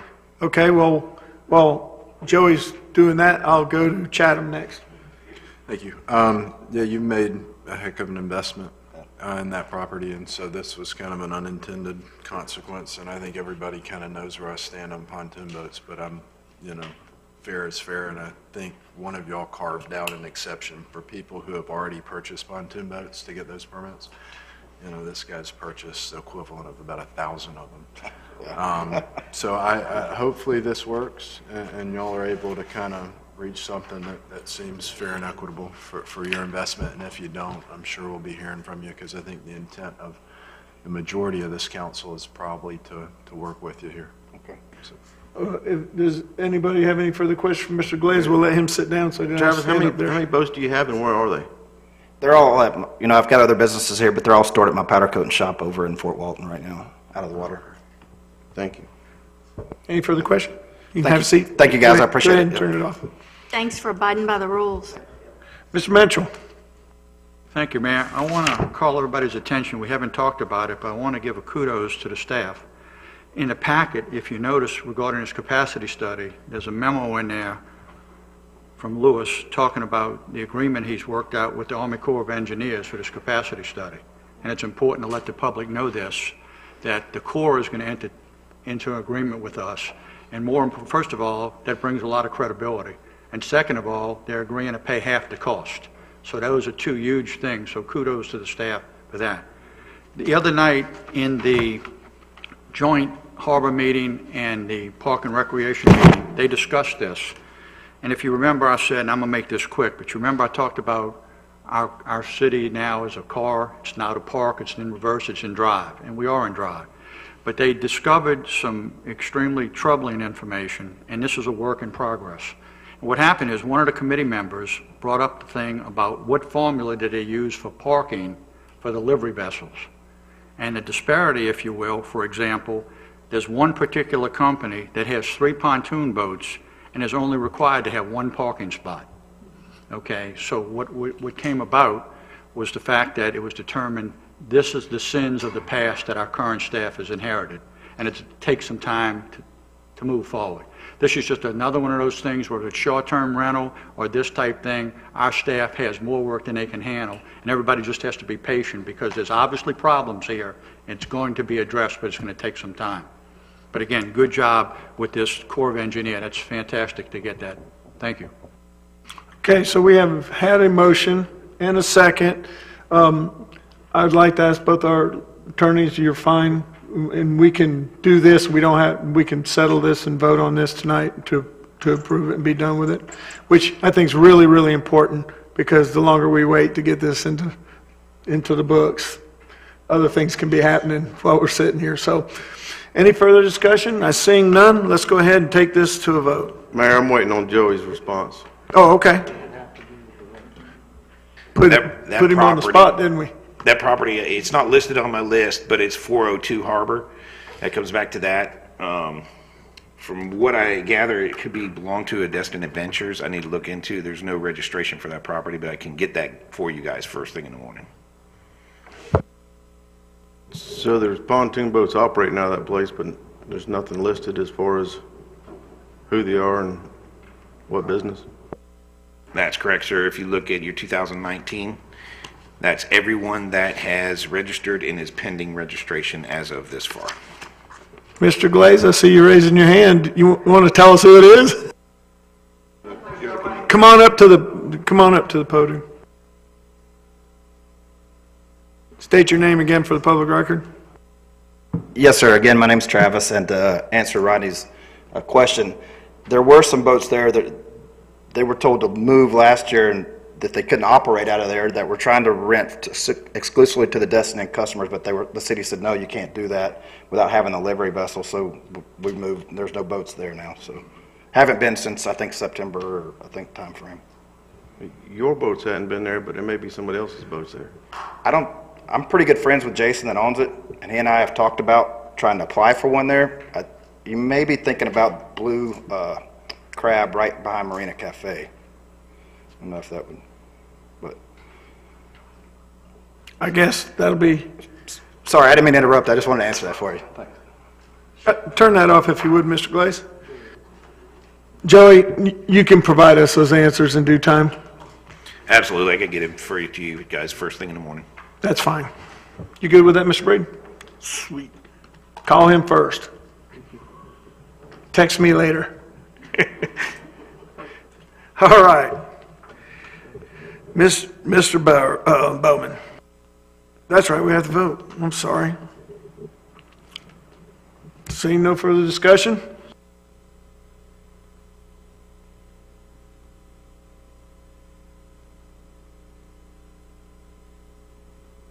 The vote is unanimous, 7-0, so moved. At this time, we're going to take a 5-minute break.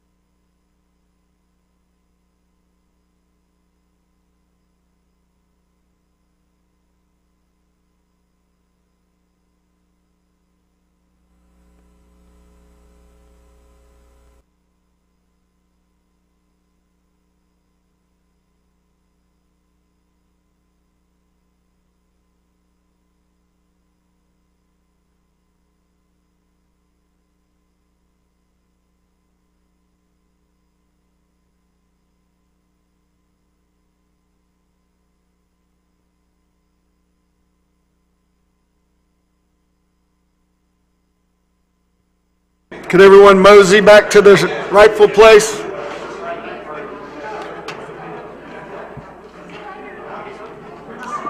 We'll try to get this meeting started here next minute.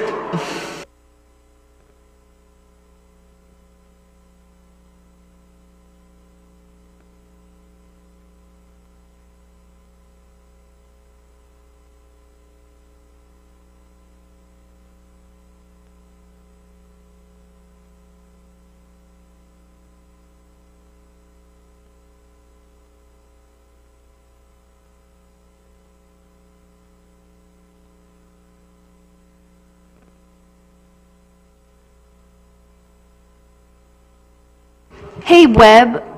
Whew, that worked better than I thought it would. Can you come check something real quick? Webb Warren, the white cat. Webb Warren, pick up the white courtesy bomb. I'm watching you.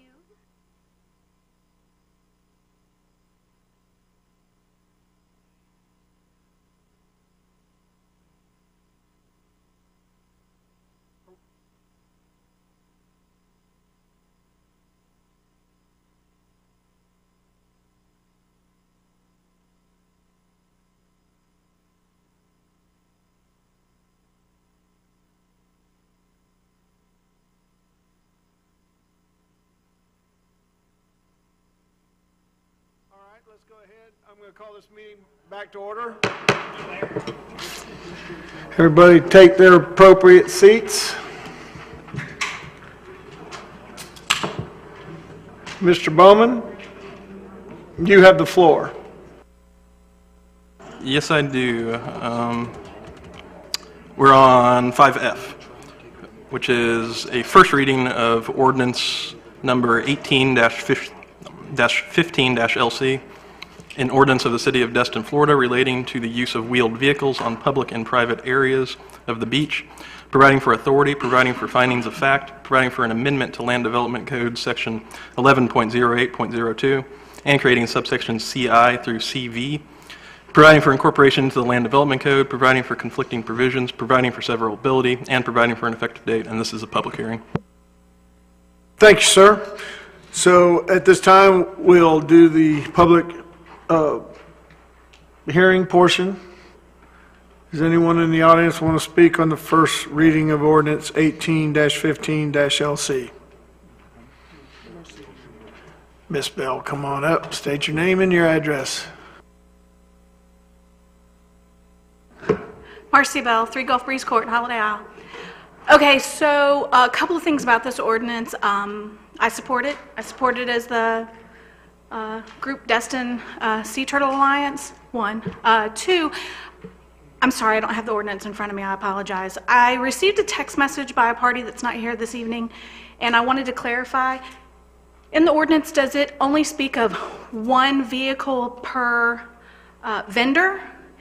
And if it does, can that be changed to allow more vehicles at the beginning and the end of season for those who have more than 1 contract on the beach?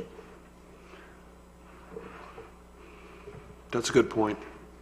Is it specific? Because I think I got contacted by a member of the public as well that expressed some issue with that same ambiguity with regards. I don't know if that's the same person. He's 1 vendor, but he has multiple sites, so having 1 vehicle allowed per vendor seemed to be a logistical mess. The message that I received was only specific to having more than 1 vehicle at the beginning of season and end of season, not the entire season. They were not requesting 5 vehicles for the entire season, only at the beginning and end to get their equipment out in boxes. For the companies that have larger spans that have 4 or 5 beaches they operate, I would recommend something like 1 vehicle per location with a max of 3 per company, something like that. Only for beginning and end of season. Or emergency when they have to clear the beach Or for emergency, but I hurricane. think that was already in the language. I think that was all I had to say. All right, any other comments or questions from Ms. Bell while she's up here? Thank you, appreciate it. Thank you. Always look out for the sea turtles. That's right, especially if you're driving in a truck. So, is there any other comments from our audience? Does Chatham's suggestion need to be formally posed? When you make a motion, if it's to approve the ordinance, you can do it with that condition formally, yeah. It's first reading, so this is where we can wordsmith it. Go ahead. Stephen Tatum, Matthews and Jones. I agree with Marcy completely, except I don't like just the beginning and end, only because if you have a vendor that is Crystal Beach end, you've got a vendor, Holiday Isle, same vendor, Henderson Beach is right in the middle. You're not going to take an ATV back and forth between them, obviously. So you need one at least, I don't know if you need to section the beach so that each vendor in each section has one for each section or something like that if you're trying to keep the numbers lower. But just one certainly won't cut it. But that was my only comment. Thank you. Thanks, sir. Anyone else? All right, well, I'll entertain a motion, especially one that with some wordsmithing in here. Chatham, you want to do it, or shall I? You can have at it. Okay. Ms. Ramswell. I will go ahead and, let's see, move to approve ordinance 1815-LC on first reading with the addition of each vendor shall be allowed additional vehicles with a maximum of 3. And I also direct staff to advertise for second reading. Is that sufficient? It is, just to clarify, is that at the beginning and end of season only, or at any time? All the time.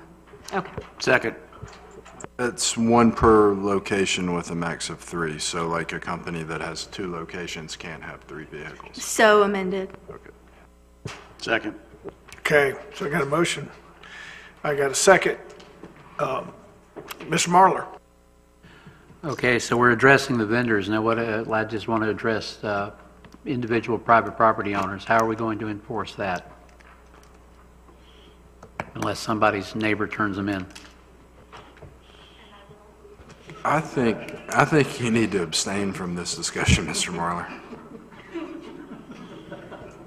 You don't have to abstain, sir. You can weigh in, everybody. We let everyone talk up here, so. I'm just curious about the private property owners that are not vendors, that are just own a piece of the beach out there, or on Crystal Beach, or Holiday Isle, or anywhere else. I mean, that's all. Well, I guess our code compliance manager has left the room, but I believe he's hired additional people, as he mentioned, under city manager reports to monitor the beach areas. So I would say that is probably how it would be enforced, in addition to if there's a complaint. Okay. Any further discussion? Oh, Mr. Braden's gone, so I got to wait a second before we take this to a vote.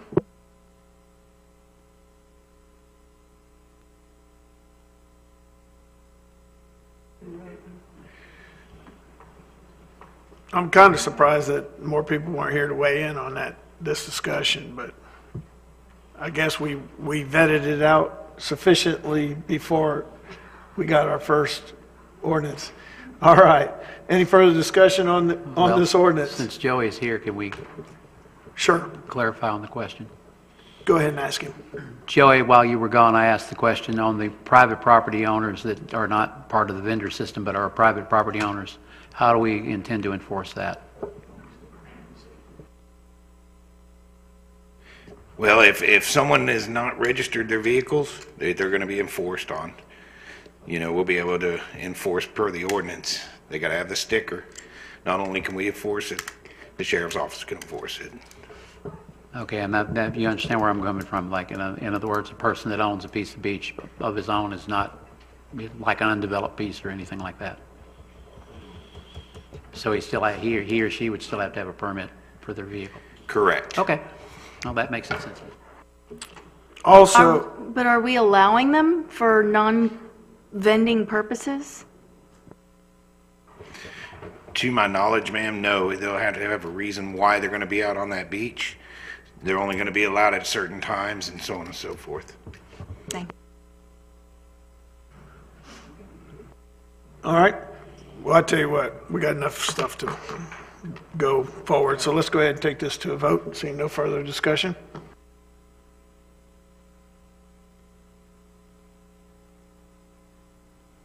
Vote is unanimous. So moved. Mr. Bowman. We have the first reading of Ordinance 18-30-LC, an ordinance of the City of Destin, Florida relating to commercial activity in residential areas, providing for authority, providing for findings of fact, creating definitions for commercial uses, commercial special events, and commercial special event venues, providing for amendments to Articles 3, 7, and 9 of the Land Development Code, amending Table 7-2, Table of Allowable Uses in Zoning Districts to prohibit commercial special events venues in all residential districts, providing for incorporation into the Code of Ordinances, providing for conflicting provisions, providing for severability, and providing for an effective date, and this is a public hearing. All right, thanks, sir. At this time, is there anyone in the audience that would like to weigh in on this particular ordinance? It's the first reading of Ordinance 1830-LC. This is a point in the process where we take public comment for your ideas if you would like to see changes made. Seeing none. I'll make that motion. I move to approve Ordinance 18-30-LC on first reading and direct staff to advertise it for second reading. Second. We got a motion. We have a second. Is there any further discussion? Mr. Marler. Okay, now this is just for commercial use. In other words, if a person already is running a business out of their home or something like that, as I did at one time, it doesn't count as a home office as long as we're not doing actual. Correct. Okay. Any further discussion? Seeing none?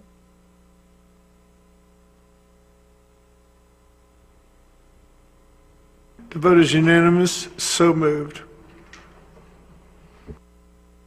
Mr. Bowman. The next two items are going to be a quasi-judicial hearing on rezoning of certain land next to Indian Bayou. I believe, Mr. Gwynn, you are the applicant here to provide testimony today. Mr. Gwynn, would it be acceptable to you if we combine 5H and 5I to conduct one single hearing? You can come forward, Mr. Gwynn.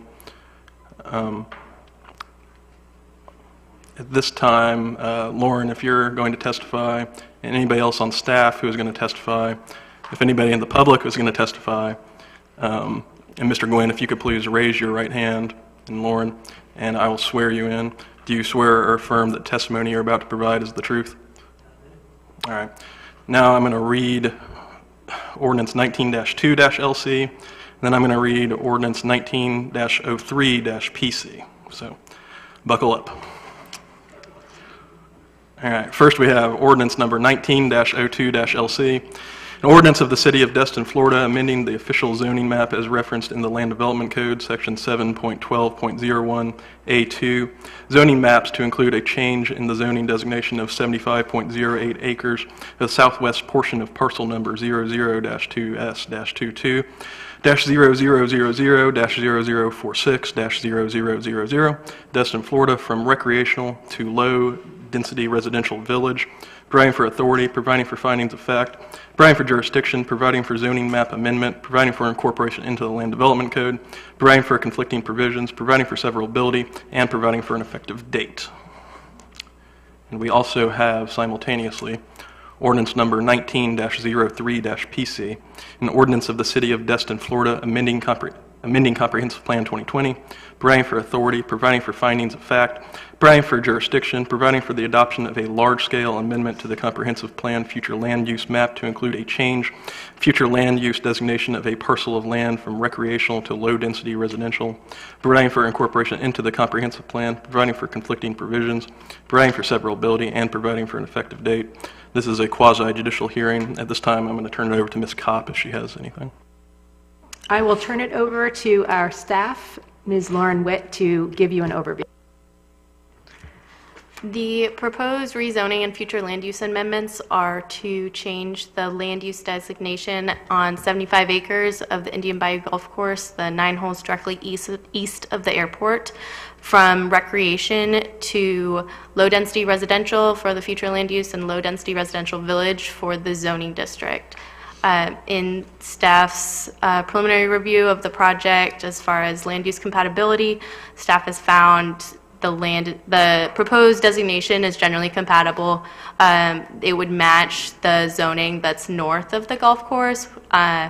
Additionally, there are several items that will need to be addressed in the course of the development review when additional applications are required to be submitted, such as how the proposed development will interact with the airport, as well as environmental impacts. But staff is in support of both of these proposed ordinances to change the map. Thank you. Thank you very much.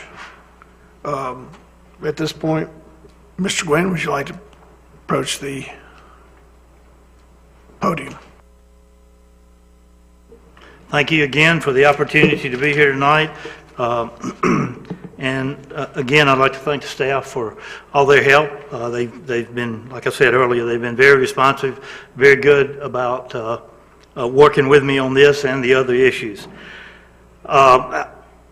First thing I want to say is the article in the newspaper was not correct. I mean, I don't know where that came from, but just like I told the LPA, the proposed development is 80 to 90 lots, large estate size lots. So nothing has changed in my proposal. Give you a little brief history. Indian Bayou is owned by the same families that developed it starting in 1978. It was developed in a low-density residential golf course community. I actually live in Indian Bayou along with two of your fellow council persons, and like I said, the family is still under the same ownership. The basic plan for the creek course, which was the 9 holes that was next to the airport, has not changed since they started developing it in 1978. They had some plans drawn years back to do some townhomes along the golf course, and that, that changed. And so in 1991, golf was really a happening sport. The area was pretty well undeveloped. There were Kelly Plantation and all these other golf courses were not here. And so they decided to develop the vacant property next to the airport into another 9 holes. And so they had Seminole Choctaw originally was the 18 holes, and then they added Creek. And so at the time, back in 1991, when it was added, it was zoned MDR and MLDR. Now, the MDR is medium density residential. MLDR is medium low density residential. 2000, the comp plan changed, but it was still zoned MDR, medium density residential. 2005, it was still zoned MDR. And somewhere between the 2000 comp plan and I guess the 2010 comp plan, it got changed to recreation. And like Mr. Lee swore testimony at the LPA, they knew nothing about it. Now, when Mr. Lee found out about it, I'm talking about Robert Lee, who was one of the owners, along with Mr. Clary's, descendants, Barbara Kelly and Michael Clary and the grandsons own and operate the golf course. Do I understand that y'all did not get a total LPA package? No, they did not? Okay. No. I've got all this backup information that I'll be glad to give to you. Is that appropriate now? I would like to request for in the future, when an ordinance or something of this nature has been brought to the LPA and it's going to come to us, obviously after, that information is forwarded to us as well so that we avoid this. I don't know who to request that from. I'm sort of looking at everyone. We'll do that going forward. I don't think we had electronic copies, but we'll request them. Okay. Thank you. And maybe we can make that standard operating procedure as well for I all meant. of Yeah, them. we'll do I that. agree with you. Ms. Kopp, just for formality's sake, you don't have any objection to these documents entering into the record? No. Mr. Jarvis, for formality's sake, the the appropriate thing for you to do would be to accept this into the record. Just say, I accept it into the record. I accept these documents from Mr. Gwynn into the public record. It's already in the public record. It was given to LPA. Yeah, technically you're right. Yeah, but yeah. Go ahead and enter this into the public record. That's great. Is that what you needed from me? Needed Mr. Jarvis to accept it in the public record. We do need to provide Ray a copy so that it can be added to this record. Ray, do you have? He has a Okay, copy, and good. I accept this document. Thank you, sir. Okay, so what you have, and I'll just run you through it. The first picture is just an overall picture. The thing in yellow is what is being proposed to be rezoned. The boot hill where the old road used to be is not, and the little area up by the clubhouse that kind of looks like Idaho is not. So everything else in yellow matches the description. The next page over is the October 1997 comp plan map that shows where it was zoned. I've highlighted in yellow where it was zoned MDR, and then the second page shows you where the MLDR was. The next page is, and this is where Mr. Lee found out that the property had been rezoned. When he was working with the city, when the city purchased from Indian Bayou Properties, who were the owners of the property, the right-of-way for Commons Drive. He realized at that point that their property had been rezoned, and they didn't realize it, to recreation. And, you know, it's zoned recreation. Even the 18 holes is zoned recreation, which, you know, it's an operating, thriving business. It really should not even be zoned recreation.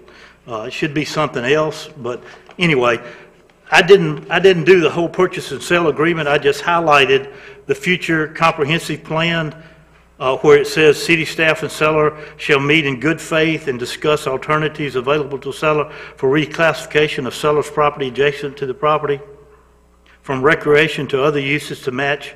So, I mean, this was just an agreement that was signed, and you know, it says that there are no guarantees, and of course, but I would just give you this to let you know that, you know, they were anticipating at some point redoing this.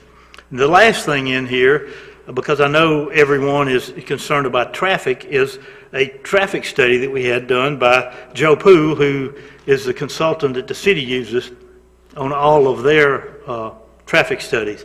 And I did not do the whole report, but on page 2 of 2, it just says conclusion shows sufficient capacity is available for all impacted segments to handle the project trips to be generated by the proposed development. And if you'll look on page 1 of 2, at the top, introduction, it says the proposed residential will be a single-family residential development consisting of 90 estate-sized lots. Now, what I mean by estate-sized lots, those are 100 by 150s. I mean, they're exactly the same size as your lot, and my lot in Indian Bayou. You will also note that the net change in the trips that will be generated by this is you know, the total net trips, the net enter and exit is only 66 trips that we're adding to the system, because you had trips already generated by a 9-hole golf course. So I just wanted you to have all that information to let you know that somehow, somewhere, the property got rezoned and the Indian Bayou owners did not realize it. And I mean, that's history. We're here to get it rezoned to where we can go in and do a nice, what I'm calling Indian Bayou West. Some of the things that we did with suggestion from staff was we sent out a notice through the Homeowners Association to all 334 owners in Indian Bayou. And we set up a meeting back about a month ago at the clubhouse and invited every owner to come, and I would explain what was going on just to kind of stop the rumor mill, because they closed the golf course down in August of last year, and it was strictly an economic decision for them. they could play just as many rounds of golf on 18 holes as they could on 27, and they would be saving, you know, probably $250,000 a year by not maintaining that extra 9 holes. I mean, just strictly economics. And so they've been doing that since August of last year, and the play is fine. You know, everything's fine with that. And you know, again, it's a thriving business. I had almost 100 people in the meeting with the owners. We went on for about an hour, hour and a half. I did not have the first negative comment about the proposal to do another nice residential development in Destin. Matter of fact, when I left the meeting, I had a list of 20 residents in Indian Bayou that want to buy lots in there. I've got a list now of probably 40 to 45 people that just through the grapevine want to have lots in there when we figure all the numbers out after we get it, you know, get it rezoned and everything. I've talked with Gulf Power, Destin water users. Everybody's got capacity. We've met with the airport. We're very familiar with all the land development code regulations that we're going to have to deal with. We were up front with them, told them what we wanted to do. I even shared a preliminary layout with them. They actually brought that to the LPA meeting. And the only issue that we have with them is there are certain zones that you have to meet sound transference issues. And it's not an issue. We'll meet all those. There are a few heights that we have to deal with on the lots that abut right up to the airport. And again, I've been working with their engineers. I've got all their data. I have their whole plan here. And so, you know, we're working with them hand in hand, and really there will be no issue at all working with the airport. I also have done a wetlands delineation. We had a firm out of called Wetland Sciences, and we have done a wetlands delineation. We have met with the Northwest Florida Regional Water Management District. They've signed off on the wetlands delineation, and for y'all and the neighbors, there's going to be no impact to the wetlands. It's kind of a unique development in that we are staying completely out of the wetlands. I was telling Chatham one day when I was talking to him on the phone about it, I said, I may not even have to cut a tree down to put the roads in and put the lots in, because the roads will be going right down the middle of the old fairways. So, you know, there's only one little area in the very back corner of the property that had some uplands in that I'm going to have to permit to get into, that I'll have to take a few trees down. But other than that, it's almost a developer's dream. I mean, I've got lots. I only have a few lots that back up to each other. Everything else either backs up to the golf course, backs up to a lake, or backs up to the wetlands. And so, you know, it's quite interesting. When I left the meeting at Indian Bayou with the owners, one of the gentlemen said, look, because I showed them a preliminary plan. I said, one of the gentlemen came up and said, look, can I have this lot right here? I said, yeah, that's fine. It's right there next to the airport. He said, I love it. I love the airport. He's got one of the planes that what I call flies in the Destin Air Force. You know, one of those little planes that go around the old ones. And he wants to be by the airport. Just another side note, I had a young man that was raised in Indian Bayou. He's probably our kid's age. I can't remember the family name, but he lives in Tampa right now. He's got 2 children. His mother still lives in Indian Bayou. And she told him about the meeting, and he called me up from down there and said, look, I want to get one of those lots. And I said, look, that's great. I'll put your name on the list. You know, when we can get everything put together, I'll give you a call. He said, but look, I want one over there by the airport, because I understand those lots are about 200 foot deep. And so that's 2 people, you know, just out of the blue that, you know, the airport doesn't bother them. I was talking to Ms. Ranswell today. I mean, I live in Indian, but I hear every plane that takes off and lands. They fly right over Chatham's home. I mean, so in your house. I mean, so I mean, you know, we just live with it, and it really doesn't bother me. And you know, and I almost salute every time I hear an F-35 go by, because like we were saying, that's the sound of freedom. So that's kind of it in a nutshell. I've not had really one negative comment from anyone about it. When the property was advertised, it was actually over-advertised.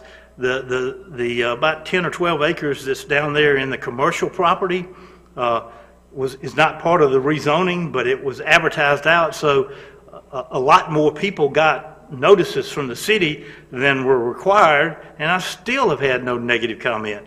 And I think the only real negative comment came in today after the newspaper article, and that's just totally incorrect.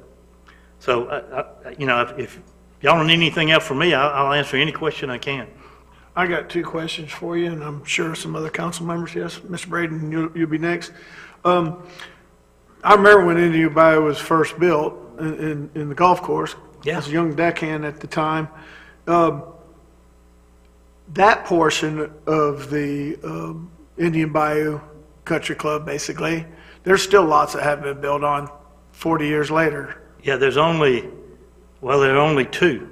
Okay. There are only two left. And they're not on the market. And it took a long time to build it out completely, correct? Well, back then, yeah, it sure did. Yeah, but they did it in phases. Right. Yeah. And also, looking at the plans, do you have plans to connect Indian Trail to this, to where we'd have a through road all the way to Two Trees Road? No, that's another issue. I can explain that to you also. Go ahead. The airport, when they built the tower, air control tower, had to put a conservation easement on the majority of that property. Now, conservation easement strictly prohibits roadways coming through there. So there will never be, plus all of that land that's vacant back there that you can see on those aerials, that's all wetlands. So, you know, everything around and behind the tower, you know, if you look on that map, you can see where the tower was going in. I think they had cleared for it. Well, it's right in the corner. You can't see, right down in the very bottom, you can see where that little spot is right there. That's where the tower was going in. So all of that wetlands back there, it's all wetlands, and they had to put a conservation easement on it. I found that out when I was up at Northwest Florida, and I said, look, will anything ever be built on there? They said, no, you'll never get it permitted. So there's no way to do a connector through there. Well, and you know, everybody in Indian Bayou probably would not want that to happen anyway. So Clarify for me, which road, are you talking about the road that's shut off between airport and the neighborhood now? Or are you talking about going all the way parallel with the airport out to Indian Trail neighborhood? Mayor Gutierrez was talking about in your transportation, future land use and stuff, it shows a road connecting from Indian Trail down through this property along the airport and coming in where the roads connect. But that will never happen. I've got all the documents on that too. I mean, it'll never happen. There's a conservation easement on it, and in the conservation easement, it's, you know, specifically prohibits a road ever being put on it. And once you do a conservation easement with the government, you're done with trying to develop or do anything for that. Darn it. Mr. Braden. Thank you. A couple questions has come up. Why didn't they shut down another 18 holes and develop it? Why did they shut the one down? Because there are existing homes around those other 18 holes that would have impacted existing residents, and the creek course was built later, so it was a standalone. All the infrastructure, all the golf course, they could shut creek down and not hurt the existing 18-hole operation whatsoever. But everybody that was, if they had developed and done, it would have cost millions of dollars to redo the golf course. Plus, they would have still had to spend all the money to develop it. So it just made sense to zap creek off and do it. Where's all that stormwater going to go to? Right now, it filters through the wetlands into the lakes, and it is filtered through all the lake system at Indian Bayou, and it dumps into the Gulf, into Indian Bayou over there, kind of where in Country Club and Indian Bayou Drive meet. So all the stormwater that's going to be done, all the infrastructure in this project? It goes two directions. Some of it goes into the very tail end of Indian Bayou, and some of it goes into where I was just talking about. But we'll take care of all the stormwater on site. That's not going to be an issue. You can see one of the lakes that I have there that is outlined in yellow. The plan, if I can get it permitted, is to utilize that lake as a stormwater pond to drop the water into, and then let it filter through the lake system. There are 1, 2, 3, 4 lakes that the water from this area now filters through before it gets into the bay. What are they planning on doing, or is the city going to do to make sure we don't run into the same problem that we've run into the past with people buying? I know you said you already have people that, love the airport and want to live next to it, but when they sell the home to someone else, over on the other side of the airport, we're off Airport Road. Yeah. Those people bought a townhome, and then they went to raising hell that the airport was too loud. When they bought that townhome, they probably did not sign, and it's an aggravation easement.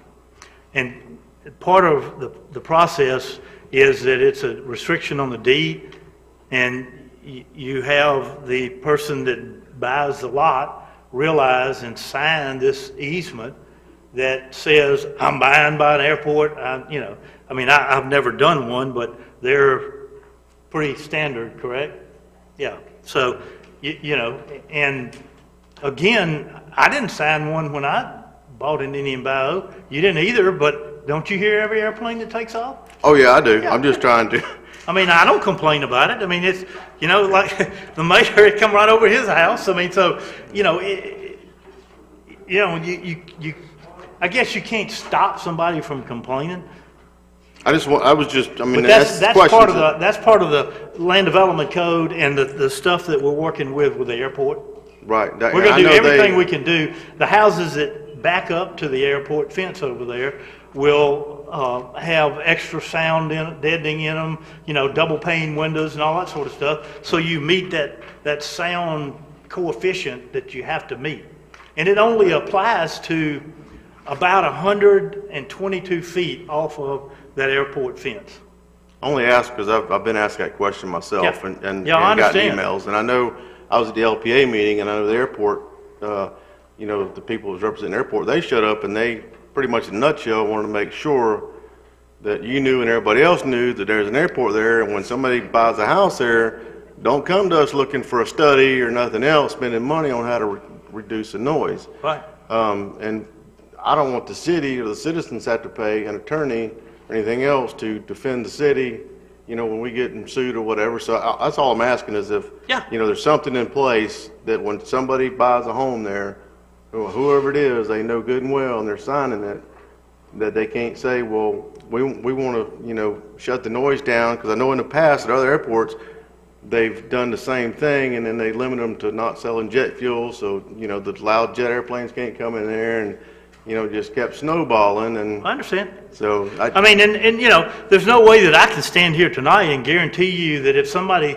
signs all those documents and does everything, that they won't pick the phone up and call you. But, that can happen with any situation, and we're planning to meet all of those rules and regulations. It's not an issue that we're trying to skirt around because, like I said, we went and voluntarily met with the airport. And that, I said at the LPA meeting that we are working with them, we're doing that, and they got up and made their presentation, and the guys at the LPA said, look, we're really just talking about rezoning right now. You're talking about more development order issues when you get into planning and doing and that sort of stuff. And again, we're not trying to skirt anything. We're going to, Oh, absolutely. We're gonna, we're gonna meet that head on and take care of that problem. The question for the city staff is pretty much the same. Do we have anything in place that when somebody gets a permit, knowing that they building next to night town or a nightclub or an airport or the sewer plant that, Yeah, I'm going to let our building official answer that. Do you need to swear me in? Please raise your right hand. Noel, do you swear or affirm that testimony you're about to provide is the truth? Yes. Hi, I'm Noelle Bell, City of Building Official. And through ordinances, obviously, Mr. Braden, and through building code, there are certain standards for sound transmission. In this case, like there's a couple of zones in there. I think that one's a zone C and one's a zone B, and it has a decibel maximum of 65 D. 65. Yeah. So those would be met with the building code, with building construction, that those decibels would be, that sound class transmission would be met during construction. And those are all tested assemblies that whoever builds has to provide us that states, well, here's the tested assembly I'm going to use that'll meet that sound transmission class that they need for the noise. Okay. Does that answer And your there question? is a section in the LDC that talks about airports, correct? Yes. Yeah. So. That good? Does that answer your question? Yes, ma'am. Thank you so much. That's all I have. Thank you very much. You're welcome. All right, next up, Mr. Menchel. You're not up there. You got prebled right on out. But let me tell you what, you may go ahead, because I believe that you were up there. Okay, so I appreciated speaking with you this afternoon because all of a sudden I was bombarded, and I know others were bombarded with concerned emails and texts. And, a few of the things that you've already discussed tonight that we mentioned was the noise and the zoning. And then other concerns people brought up to me were the fumes, like jet fuel fumes. And I mean, literally I heard everything. So I appreciate you guys taking that into consideration. And I know we're not here tonight to discuss the development in general, but one thing I do want to hit on a little bit, I live in one of the first houses there on Country Club.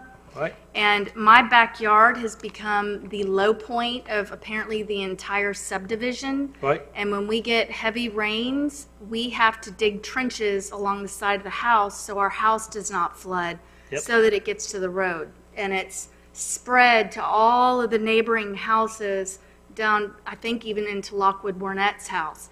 So I just want to make sure that I think now it's headed out sort of to the golf course and down and into the road and down that way when it does finally get that way. But I worry about additional flood concerns. It will not affect that.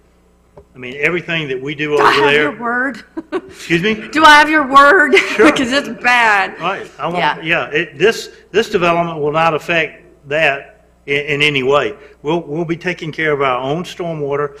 And, again, the noise and the jet fumes and that sort of stuff, we've made those lots on the airport side 200 foot deep. And so one of the plans, we're going to work through this with the airport, is put a small berm up there, do some landscaping to where, you got some trees that will help take care of some of that wind-blown stuff, but they have height restrictions that we've got to deal with. So, we're working through all that with them. And, one of the other things that I did not mention is in the plan, we plan on working with the city and the county to open back up a connector into Commons Drive.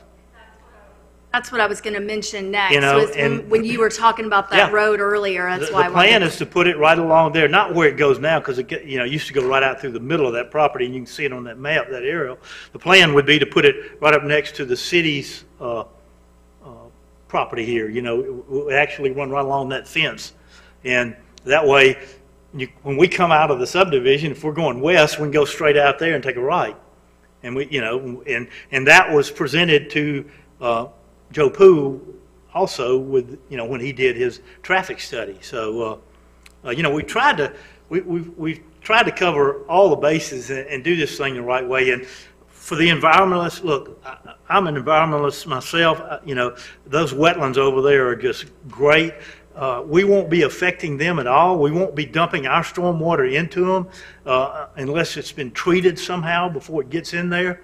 And when it goes through that ground cover, it gets treated again before it gets into the lakes. It gets treated again and again and again before it gets into the bay. So it will probably be a net negative environmental concern because of all the chemicals and the things they have to do on a golf course to kill the weeds, the bugs, and keep fertilize it, keep it good. So, and we're planning on using reclaimed water for the irrigation system in there. So, it's a win for Destin water users, and, it's really a win for the environment.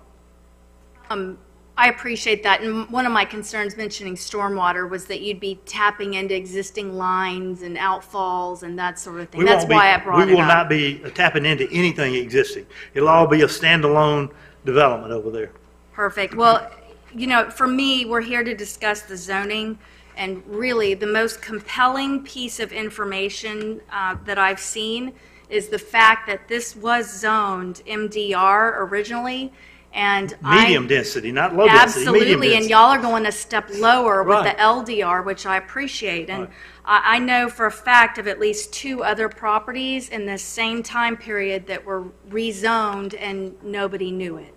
So for that reason, I'm very much in support. I looked at every, and I've got the paperwork, I looked at every comp plan amendment that the city of Destin has done since it started. And I looked at every ordinance that the city of Destin has done since it started, and I could not find a zoning. I could find a comp plan amendment, but I could not find a zoning ordinance that rezoned that property. But I mean, that's a moot point. That if y'all want me to be quiet, I'm good to shut up and sit down. Anyway, just stay right there, because I got a couple other council members that may want to ask you some questions. Yes, you done, Mr. Angelo? Thank you. Mr. Mitchell. Thank you, Mayor. Thank you for your explanation thus far, sir. Like everybody else, it's not your fault, but I don't like getting documents and then we're going to have to decide on something where we don't have a chance to look at it. Okay, so if it was up to me, I'd postpone it. But at any rate, on it, and again, just briefly looking at this, at the traffic study, it talks about the number of holes, okay, and that's trips generated to the golf course. Correct. But that's not trips generated to the houses.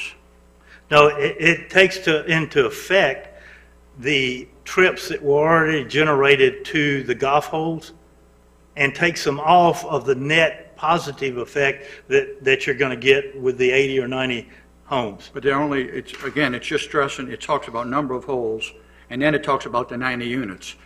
What is that, 400 houses in that subdivision, approximately?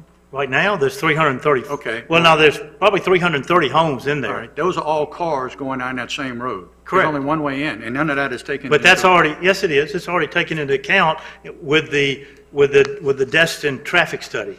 And I did not give you the reports about this thick. Well, that's, again, I'm looking at what I have. But you have it from the LPA. Well, we don't have it, unfortunately. But again, through no fault. But I can get you a copy of that, Rascal. Okay. There's just so many things that we got hit with the 11th hour today that, again, Tracy Stage sent an email to us, and one of the components of it says, in addition, any proposed development within the subject property, blah, blah, blah, structures greater than 200 feet above the ground. Where are you going to put a 200-foot street? This is not your fault, but where did they come up with, you're not going to put something 200 feet at the airport.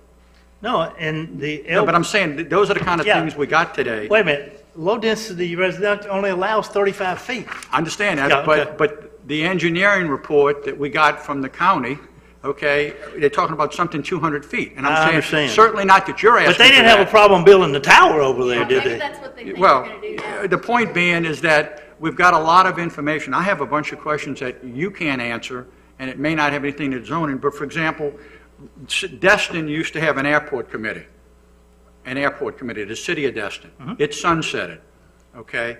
And the county has an airport commission, and from what I've gathered and talking to staff today, nobody from Destin is on that airport committee, the county committee. So I had questions pertaining to noise because we got hit with all of these questions. Sure. It's my understanding, okay, with limited information, you talked about a noise zone, and I'm not using the right verbiage, if you will, but there's a noise buffer Right. that extends beyond the airport. Right. And according to the FAA, allegedly, you can't build, or you have to have some kind of dispensation to build in that buffer? No, you just have Okay. to, like the building official said, you have to build to a certain sound decibel rating. Just like, your code enforcement guys go out and they put that sound meter on. You have to have a technical report that says your structure that you're building in this 65 decibel sound rating area will meet that criteria. Okay. And they can't get a building permit and won't get a CO from the from the building department until they meet that criteria. I understand. Now, I'll give you for instance, when we started first looking at this, I went and talked to Larry Ballard. I've known Larry for too long, and you like that one, Rodney? And so, anyway, I've known Larry forever, and so I went and talked to Larry, and I asked him, I said, what did they do for the Destin Oaks, the townhomes right over there next to the airport? And he said, well, they just had an engineer come in there in that 65 decibel area, had an engineer come in and said, okay, sheetrock, blah, blah, this, that, and the other, and they met the criteria.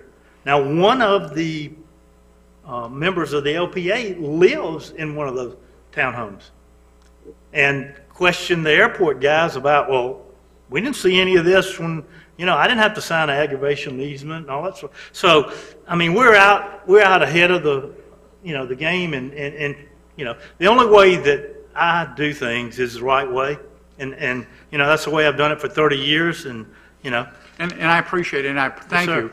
Again, admittedly, some of the things I'm asking have nothing to do with zoning. It's going to I be. probably can answer all the questions. No, it's Shoot 'em at just, me. it's going to be, when we come back with applications, those will be the questions. Right. I hope at that time the airport comes, because there's a lot of questions about that. They sent us a lot of information that. Yeah, but you've never met an airport that didn't want something developed next to them. Well, Right. but. That's true. In, Steve, also, I just want to, this is the first reading, and so we've got time to look at these documents that we didn't have time to look at. No, I get that. And Okay. the only other thing is, and again, this has nothing to do with, historically, I did some because we got, like everybody else, I got inundated with calls today and emails on a Oh, sure. host of things. Not just this, on a lot of Thanks things. to the paper. That's fine, that's no problem. But historically, if you do some Googling around airports and building around airports, and this is a long-term problem, it may not apply here, but typically what's happened in the past, just like we said, neighbors start complaining, homes are built, and then they ultimately get to their state people and whatnot, and they work towards shutting the airport down. And we certainly don't want that. And you're certainly not implying that. I'm just saying those are concerns. And it's quite interesting that if you look through their study here, I mean, this is double-paged, when you read through this thing, they're not projecting growth. In the next 30 years, they're not projecting expanding the airport. They're not projecting any sort of huge growth to this airport. So it's about maxed out where it is. And there's only one little spot that's not developed around it, and this is it. Everything else around it has been developed. So I appreciate it, and I look forward to getting all these documents, because it'll be a big help. Thank you, sir. Yes, sir. Appreciate it. I Thank you. appreciate it. Thank you, Mr. Mitchell. Real quick, Mr. Mitchell, you mentioned that Mr. Stage sent you an email. I believe, did all of you council members receive that email? Have there been any other documents that you guys have received today or regarding this matter?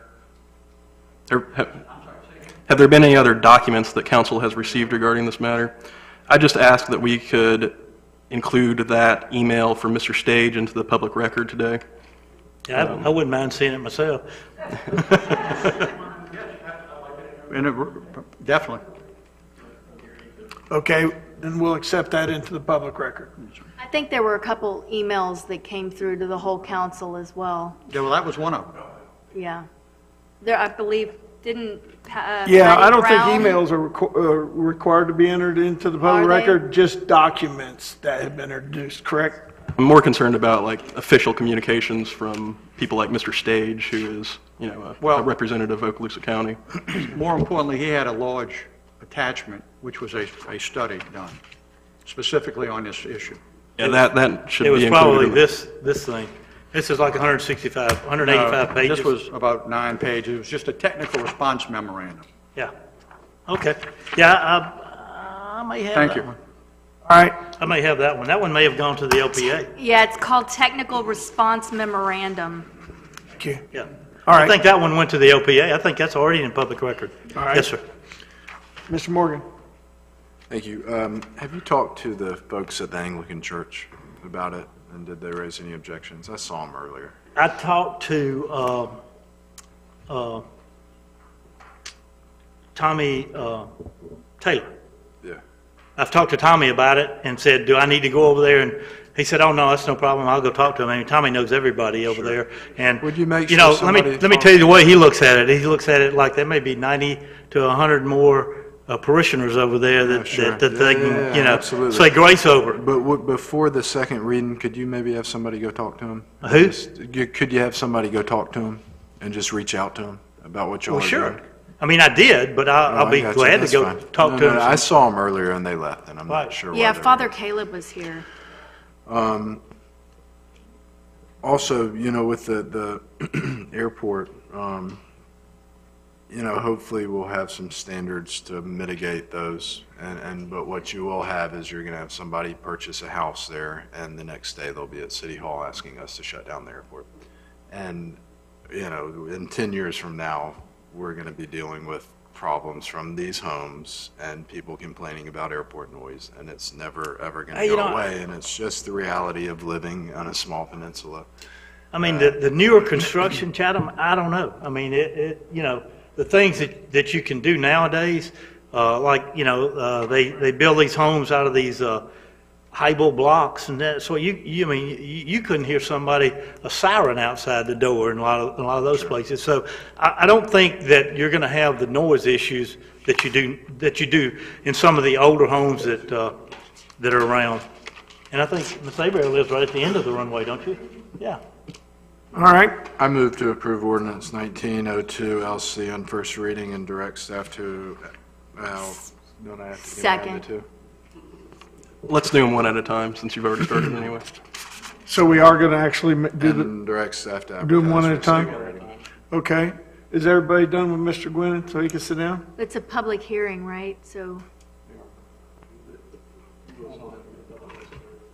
After the motion? Or can we do it now, before the motion? It's good to be king.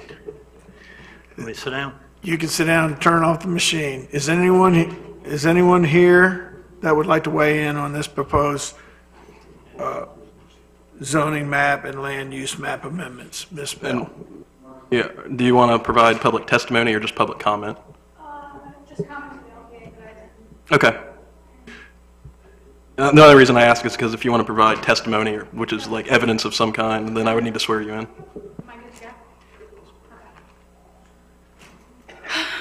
Marcy Bell, 3 Gulf Breeze Court. So I attended that LPA meeting, and I really don't have a feeling either way, quite honestly. If he wants to build it, that's up to him. But what I did want to suggest was that there was a member of the airport, Okaloosa County Airport, and the FAA that were there, and there was only one member of the LPA who was discouraged their testimony or what they had to say. They did have documents up on the screen in reference to buffer zones and such. I don't know if that's what's in your packet, what's not in your packet. So maybe for the second reading, you could invite those gentlemen back so they can explain to you their documents. It's just a thought. They had a lot to say. It was interesting. I would encourage the applicant to invite those people to speak to council at the next meeting. Thank you, Ms. Bell. Anyone else? Seeing none. We have a motion, we have a second. On the first. On 1902 LC, zoning map amendment, 5H. Seeing no further discussion, let's vote.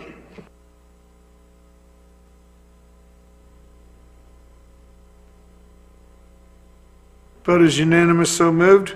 Mr. Morgan, you want to pick up where you left off? I move to approve ordinance 19-03-PC on first reading and direct staff to advertise for second reading. We have a motion and we have a second. Did I get a second? Second. There you go. There we go. And is there any further public testimony or comment? Seeing none, I will close that portion of this hearing. And any discussion amongst the council? Seeing none.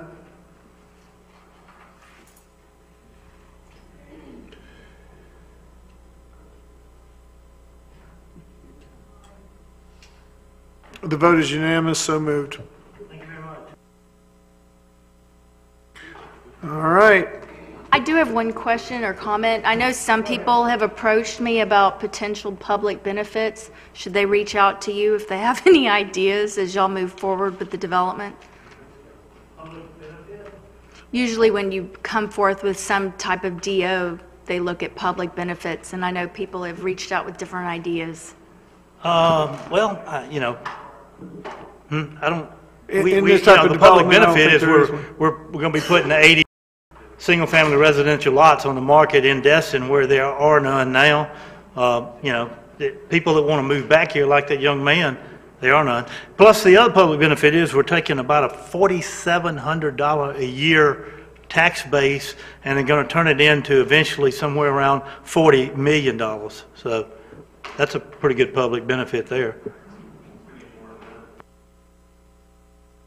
I'm not building apartments or high-rises. Doing good. Thank you, sir. Thank you. So this portion of that hearing is closed. Next, Mr. Bowman. Yes, we have on first reading ordinance number 2019-04-LC, an ordinance of the City of Destin, Florida, prohibiting pay-to-park facilities from collecting fees at entrance to facility, prohibiting backup of vehicles onto city, state, and federal highways, roads, and streets, providing for authority, providing for findings of fact, providing for creation of Land Development Code Section 8.10.00, providing for civil and criminal penalties, providing for incorporation into the Land Development Code, providing for conflicting provisions, providing for severability, and providing for an effective date. And this is a public hearing. At this point, I will open this up to the public. Anyone want to come up to the podium? Seeing, yes. I think I'll start going once, going twice. Stephen Tatum, Matthews and Jones. I'm here on behalf of Harbor Walk Holdings. I'm not going to say this ordinance is directly at us, but it's relatively close to directed at us. I just wanted to let you guys know that DOT has approved a dual turn lane in there at Stallman and when you're headed west, and there will be an eastbound right turn in with stacking in the plans that will be implemented in this construction phase. So that will be done during this construction that's about to happen. We still are going to comply with the ordinance. I'm not going to hold out on that. We do not believe it's actually going to fix the problem. We think that maybe it would be best if we also looked at talking to the Sheriff's Department, come up with some way to maybe direct traffic at that intersection, because one of the main issues is drivers who just avoid or ignore the rules of the road and go ahead and pull through a yellow or a red to make the turn, and then they're stuck out there and it blocks everything up. But we're going to comply at this point, and let's just see what happens. Thank you. I have a question. Yes, sir. You said, thank you. You talked about the dedicated right turn lane that Yes, they're going to do. Is that in that first entrance as you come off the bridge, or is that the main one where the light is? It will be at Stallman. Okay, thank you. And it was actually already designed for that since 2006, and somehow throughout from then until now, it just never got done, and then got left out of this last DOT planning cycle. But they are putting it in now. Thank you. You're welcome. Go ahead, Ms. Thanks. Fairfield. Yeah, I got a question too. So in looking at the past amendments and everything from the development, it looks like once the completion of phase 1 was done, another traffic study was supposed to be done to determine the impact at that time. Do you know if that was ever completed? I've never seen a document stating that, and I've seen all the amendments. They're actually in my office in a binder. So Okay. if you've got that, send it to me. I'd like to see it, and let's I'll see, go because back it may through. have something that may have been done, and I just don't recall. But yeah, Okay. if you've got it, sure, send it to me, and let's check it out. Sounds good. All right, thanks. Thanks, sir. Anyone else? Public comment on this proposed ordinance? All right. Well, for discussion purposes here, I need a motion and a I second. move to approve ordinance 1904 LC on first reading. I have a motion, and I have a second. Mr. Marlar. Okay, I have just a couple of questions. How do we propose to do enforcement? We're going to have somebody, a hall monitor out there at every property that charges, and somebody's going to count how many cars are being held up in the highway? I mean, seriously. If that's what it takes, sir, yes, sir. Okay. We'll go car by car. And the second thing goes for the properties that are doing this now. Is the city going to be able to waive permits and stuff for them to comply? Because it's going to pass, I'm sure it's probably going to pass on the second reading, which will be the first meeting in May. And we're like 5 weeks before Memorial Weekend for the 100 days of summer. And I'm expecting that y'all are expecting that these properties are going to have to comply by then. And there might have to be some changes in the parking, in the way they're parking. Several places have more than one exit and entrance. Is the city going to be able to work with those properties to waive any fees or any permits so they can do that? I'm not sure if I understand your question. Waive permit fees or waive code enforcement fines? What are you? Actually, whatever it takes, because if you're going to force those properties to charge on exit and not charge on entrance, there's some of the parking that's going to have to be reconfigured. No, there's currently no provisions for waivers. If the council wants that, you all can direct us to put that in. But I mean, from our perspective as staff, the ordinance has been pending for a while, so hopefully property owners have been taking it into account that it's coming. Okay, and the last thing is I guess basically, so this is going to be the burden on the property owners to do all this at their expense. The city's not going to help in any way possible. If they have a pay-to-park facility, all we're asking is for them to pay on the exit or to require it in the parking spot. So yes, that's the property owner's expense to comply with the ordinance. Okay. I have a comment because the last couple of weeks, I've just been watching what goes on, not just paid places, but the non-paid places. A couple properties that come in mind, they have restricted parking. Mr. Destin's facilities is one, Beauchamp's, and Harbor Docks, actually. We have more parking than just about any business in the city of Destin. No, what I'm saying is, in those parking lots, so you do have plenty of parking, but parking still gets jammed up on the road because of valet parking issues at Beauchamp's and Harbor Docks. I know because I got stuck out in the road going to eat there last week. So how do we address that? You know, do we violate people that are trying to do the right thing? Because valet, you don't pay for valet till your guy comes, gives you your car back, and you tip him. Correct? Isn't that how it works? Chatham, let me know. No, yeah, valet's complimentary. We don't charge for it. You don't have to tip. But I mean, I think you do, but you don't have to, so it's not paid parking. But I think you could probably argue that without valet, the backup would probably be worse in our parking lots, without anybody kind of, moderating and parking cars in the lots across the street. I mean, if this ordinance would affect us, I don't know what solution we could solve. People want to eat with us. The Emerald Grand probably, and some of the places that are charging for parking, if they didn't charge for parking, that would probably speed the process up and get cars off the road faster. Whereas our valet is actually helping move this traffic better. Yeah, all I'm doing is making a statement. No, I understand. That traffic's getting, if the whole intent of the ordinance is to prevent traffic from backing up into 98, are we just targeting a few properties that are charging and the ones that aren't are still having the same problem? Does that make an appearance that maybe we're just trying to I don't think so. treat certain individuals? I think charging for parking is backing up the traffic in those parking lots more.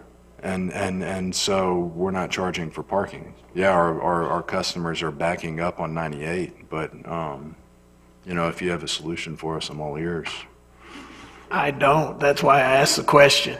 I would say the distinction is that obviously we already have an issue, and then when somebody's being stopped going in somewhere, it's aggravating that issue because then it's backing up even more than it would if there was better flow going through.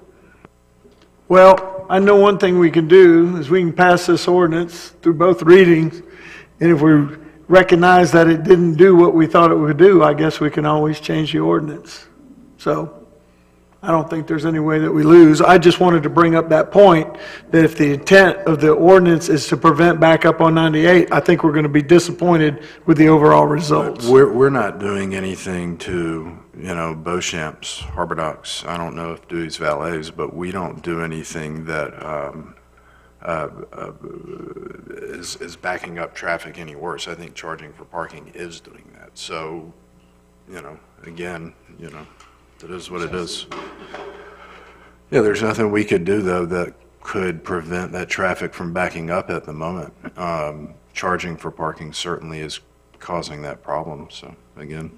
Thank you, sir. I'm just being devil's advocate there. Go ahead, Mr. Marler, and then we'll take this to a vote unless it's Well, one other comment that I bring up is the fact that over the years, it's been complained about that various properties don't have the adequate parking for their customers.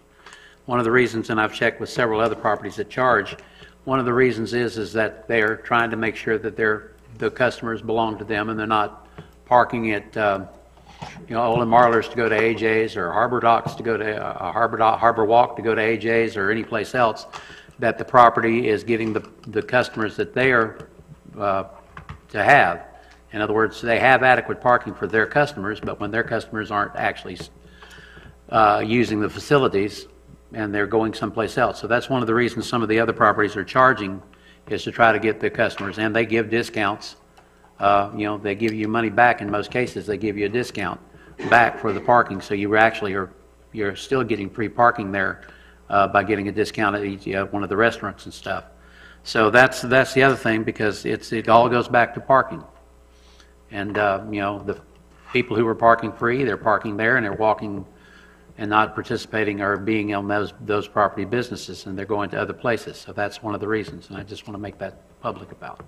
I would say, too, I mean, you've got the example of Alan Laird, who spent, I don't know how much money, $1 million maybe, on buying an extra lot across the street to accommodate extra parking. So there are good examples as well. And his customers back up parking on 98 on a Friday and Saturday night, too. Because people go into a parking lot in search of. Hey, we can't argue. I mean, and they get in there and there's nowhere to go, so they have to go, all right, back out. So it's a tough situation. But with that being said, one other go ahead, Mr. Mitchell. I was going to call. You go back to the original discussion on this months ago, whatever it was. If you go to most cities, you don't pay for parking on the way in. You pay on the way out. So it's not like we're doing something that's foreign to most people. I would venture to say anybody that comes to Destin won't have a problem with paying once they get in, when they leave, as opposed to going in. That's number one. The other thing, when it comes to enforcement, okay, common sense has to kick in a little bit too. You know, if everybody in this building ran outside, got in their car, and tried to go out to exit, there'd be a bottleneck. Okay, things happen naturally. That's common sense. Okay, so Joey or his people, some of that's going to kick in too. If all of a sudden some little old lady has fallen down in the parking lot in the middle, and they're trying to pick her up, and that's why it's stacked up, there's reasons for that, okay? The last comment is that unfortunately, through no fault of their own, if we talk about the Emerald Grand, they're at a major intersection, and that complicates the matter even more. Thank you. Chatham, last word? Yeah, I would just say these fines that would be levied from cars backing up, are we still going to assess fines if they're actually taking collection or collecting fees at the exit? If they're doing what the ordinance says, are we going to fine them on their way up? Yeah, Because if they're doing right and traffic's still backing up, that's really not fair.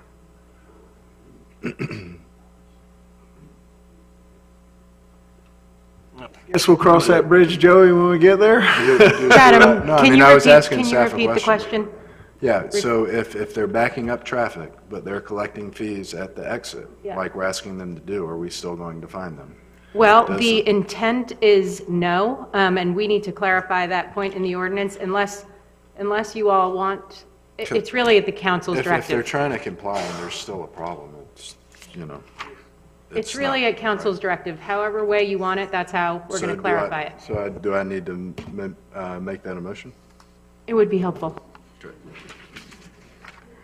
Substitute motion? Who made the motion? Somebody make it. Who made the original motion? I would offer an amendment to, if they're collecting fees on the exit, not to fine them for traffic spilling out on the roadway. If they're trying to, That's fine, in the absolutely. spirit of the ordinance, they're trying to comply So with be it. it. Okay with a second? I have a question about that. I think I second it. If we're charging on the way out, but we have somebody standing up there checking people to see where they're going and what they're doing, and that's backing up traffic. I think what I was getting at is the traffic's going to back up during peak seasons and peak times, even on pay for exit. So we're going to have to just rely on common sense approach by our enforcement people when it comes to that. Otherwise, the ordinance is not going to fix it completely. Like Mr. Destin said to me in my ear, it will help alleviate an existing problem, but it's not going to completely eradicate it. Correct? So without any further ado, if there's any other discussion, is the second okay? Yes. We have approval of the second of the substitute motion. I'm going to go ahead and let's vote now. Did we have the public hearing? I can't even remember.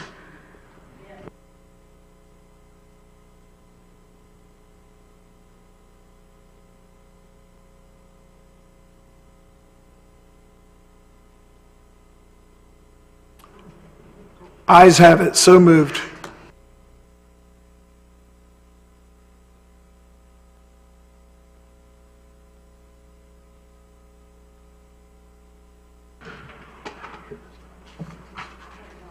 That's our last one. All right, that takes care of that portion of our meeting. So now we're on item 6, consent agenda. Mayor, I move to adopt the consent agenda. Second. I have a motion and I have a second. Is there any further discussion on the consent agenda? Seeing none?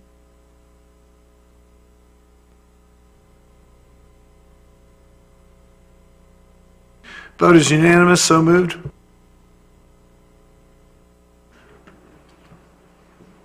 Mr. Braden, item 7A, you're up.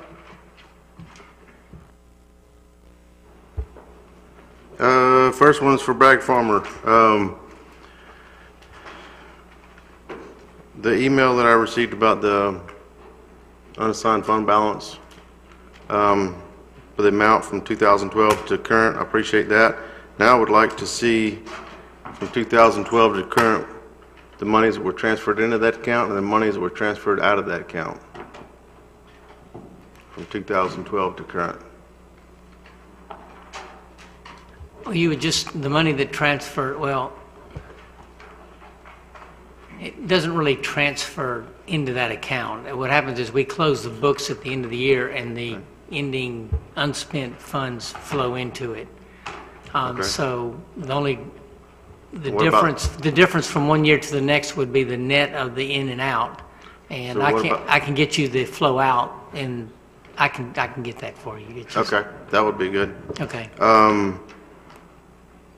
Joey, how many of these livery vessels, businesses that do we have that are still not in compliance and have not been since last year? There's a couple of them right now that are still under review. There are some that filled out an affidavit of no changes. We're going to go back and look at them and look at their parking as well to make sure they're in line. They did get approved through the affidavit of no changes for last year. But the ones that didn't pay last year and still haven't paid this year, are they still under review? Yeah, they're looking at their parking. So how long will they be under review before they go in front of the magistrate? You're talking about the ones that have applied? That's the ones that are under review. The ones that still out of compliance since last year?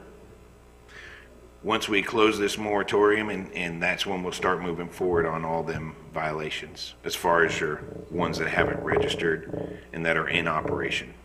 Okay, thank you. That's all I have, Mayor. Thank you. Thank you, Ms. Braden. Ms. Ramswell. Thank you so much. I had the honor last week to go to the Boys and Girls Club of Destin and actually present a proclamation that declared that it was National Boys and Girls Week, and it honors all of the staff and the boys and girls that attend the club. So I was very grateful. One of the Destin Forward members here tonight is the head of that particular center here in Destin, so thank you, Nicole, for having me out. But it's always an honor to go out and see different activities, and especially when they have to do with the youth here in the community. So congratulations to them on everything they do, and thank you for making me a part of the big day and the big week. And that's all I have. Thank you, Ms. Ramswell. Mr. Steve. Thank you, sir. As the city manager already said, Thursday is our open house, and I'm looking forward to having standing room only. For the audience, for people looking at us on video, you want an opportunity to come talk to us, let us hear your ideas and complaints, now's the time. So please make that a success at the library at 9 o'clock on Thursday. Mr. Buckingham earlier mentioned about a traffic capacity study. And my question is, in that same vein, are there any potential grants that we could apply for? We lucked out with the grant for, or I should say, the Corps of Engineers doing the capacity in the harbor.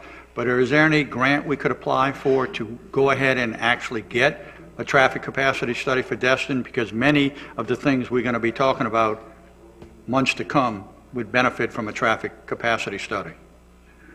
I'm happy to look into that and report back. Okay, thank you. That's all, Mayor.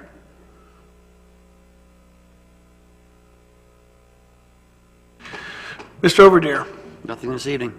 Ms. Marler. Just looking forward to seeing all the people at Founders Day on the 4th. I'll be there as MC again this year, and as one of the members of the founding family, as well as Mr. Destin. I'm hoping that all our founding family members and all our council members will show up so we can say hi to them. Thank you, Ms. Marler. Mr. Destin. Thank you, Mayor. In the same vein of what Mr. Buckingham said and what Mr. Minchell said, what I'd like to do is have a bullet point under my name for the next meeting regarding a potential for what a traffic study could be, what our options are. You know, I'd like to have that discussion in a more robust and overt way than just, you know, sort of bringing it up tonight. But if staff has the opportunity to know that it's coming, then maybe they can do a little bit of research, and then we can digest what our options might be, what it could look like, and then we can narrow down the scope of what we may do, if anything. So put that as a bullet point on mine. The next one is regarding the cemetery parking. One of the negative effects that we're experiencing right now from the Emerald Grand charging for parking is that the employees are not allowed to park on site, so that has caused a spillover. And basically we've got all Emerald Grand employees parking up and down the cemetery, and if you want to go see your grandma right now during the day, you're not going to find a parking spot to be able to park in those parallel parking spots at the cemetery to go over. So let's put another bullet point under my discussion to I'd like to see from an overt way, if Joey could go and just take a look and see how bad it is. I mean, is it completely jammed up for big swaths of the day, and how many parking spots are not available? And if that's the case, I mean, that's cemetery parking. That's not parking for Emerald Grand's employees so they can make the cash. There's something wrong with that, in my opinion. So we're going to discuss that at the next meeting. So if you want to put that as a bullet point under mine, we'll talk about that. Lastly, Mr. Farmer, the unassigned balance fund, does it bear interest? Not much. So it's like, is it like a savings account? Is it like checking account? It's just sitting there? And that's independent of the funds that we have with our friends at Raymond James, right? Okay. On some timeline, I might like to discuss putting that money to better use than just sitting in sort of a checking account, but we'll do that at another time. Something. Okay, that's all I had. Thank you, guys. Mr. Morgan. Nothing tonight, thank Ms. Kopp. Nothing, thank you. Mr. Bowman. Nothing for me. Lance, you've been quiet all day. I'm happy to be done. I proclaim this meeting to be adjourned.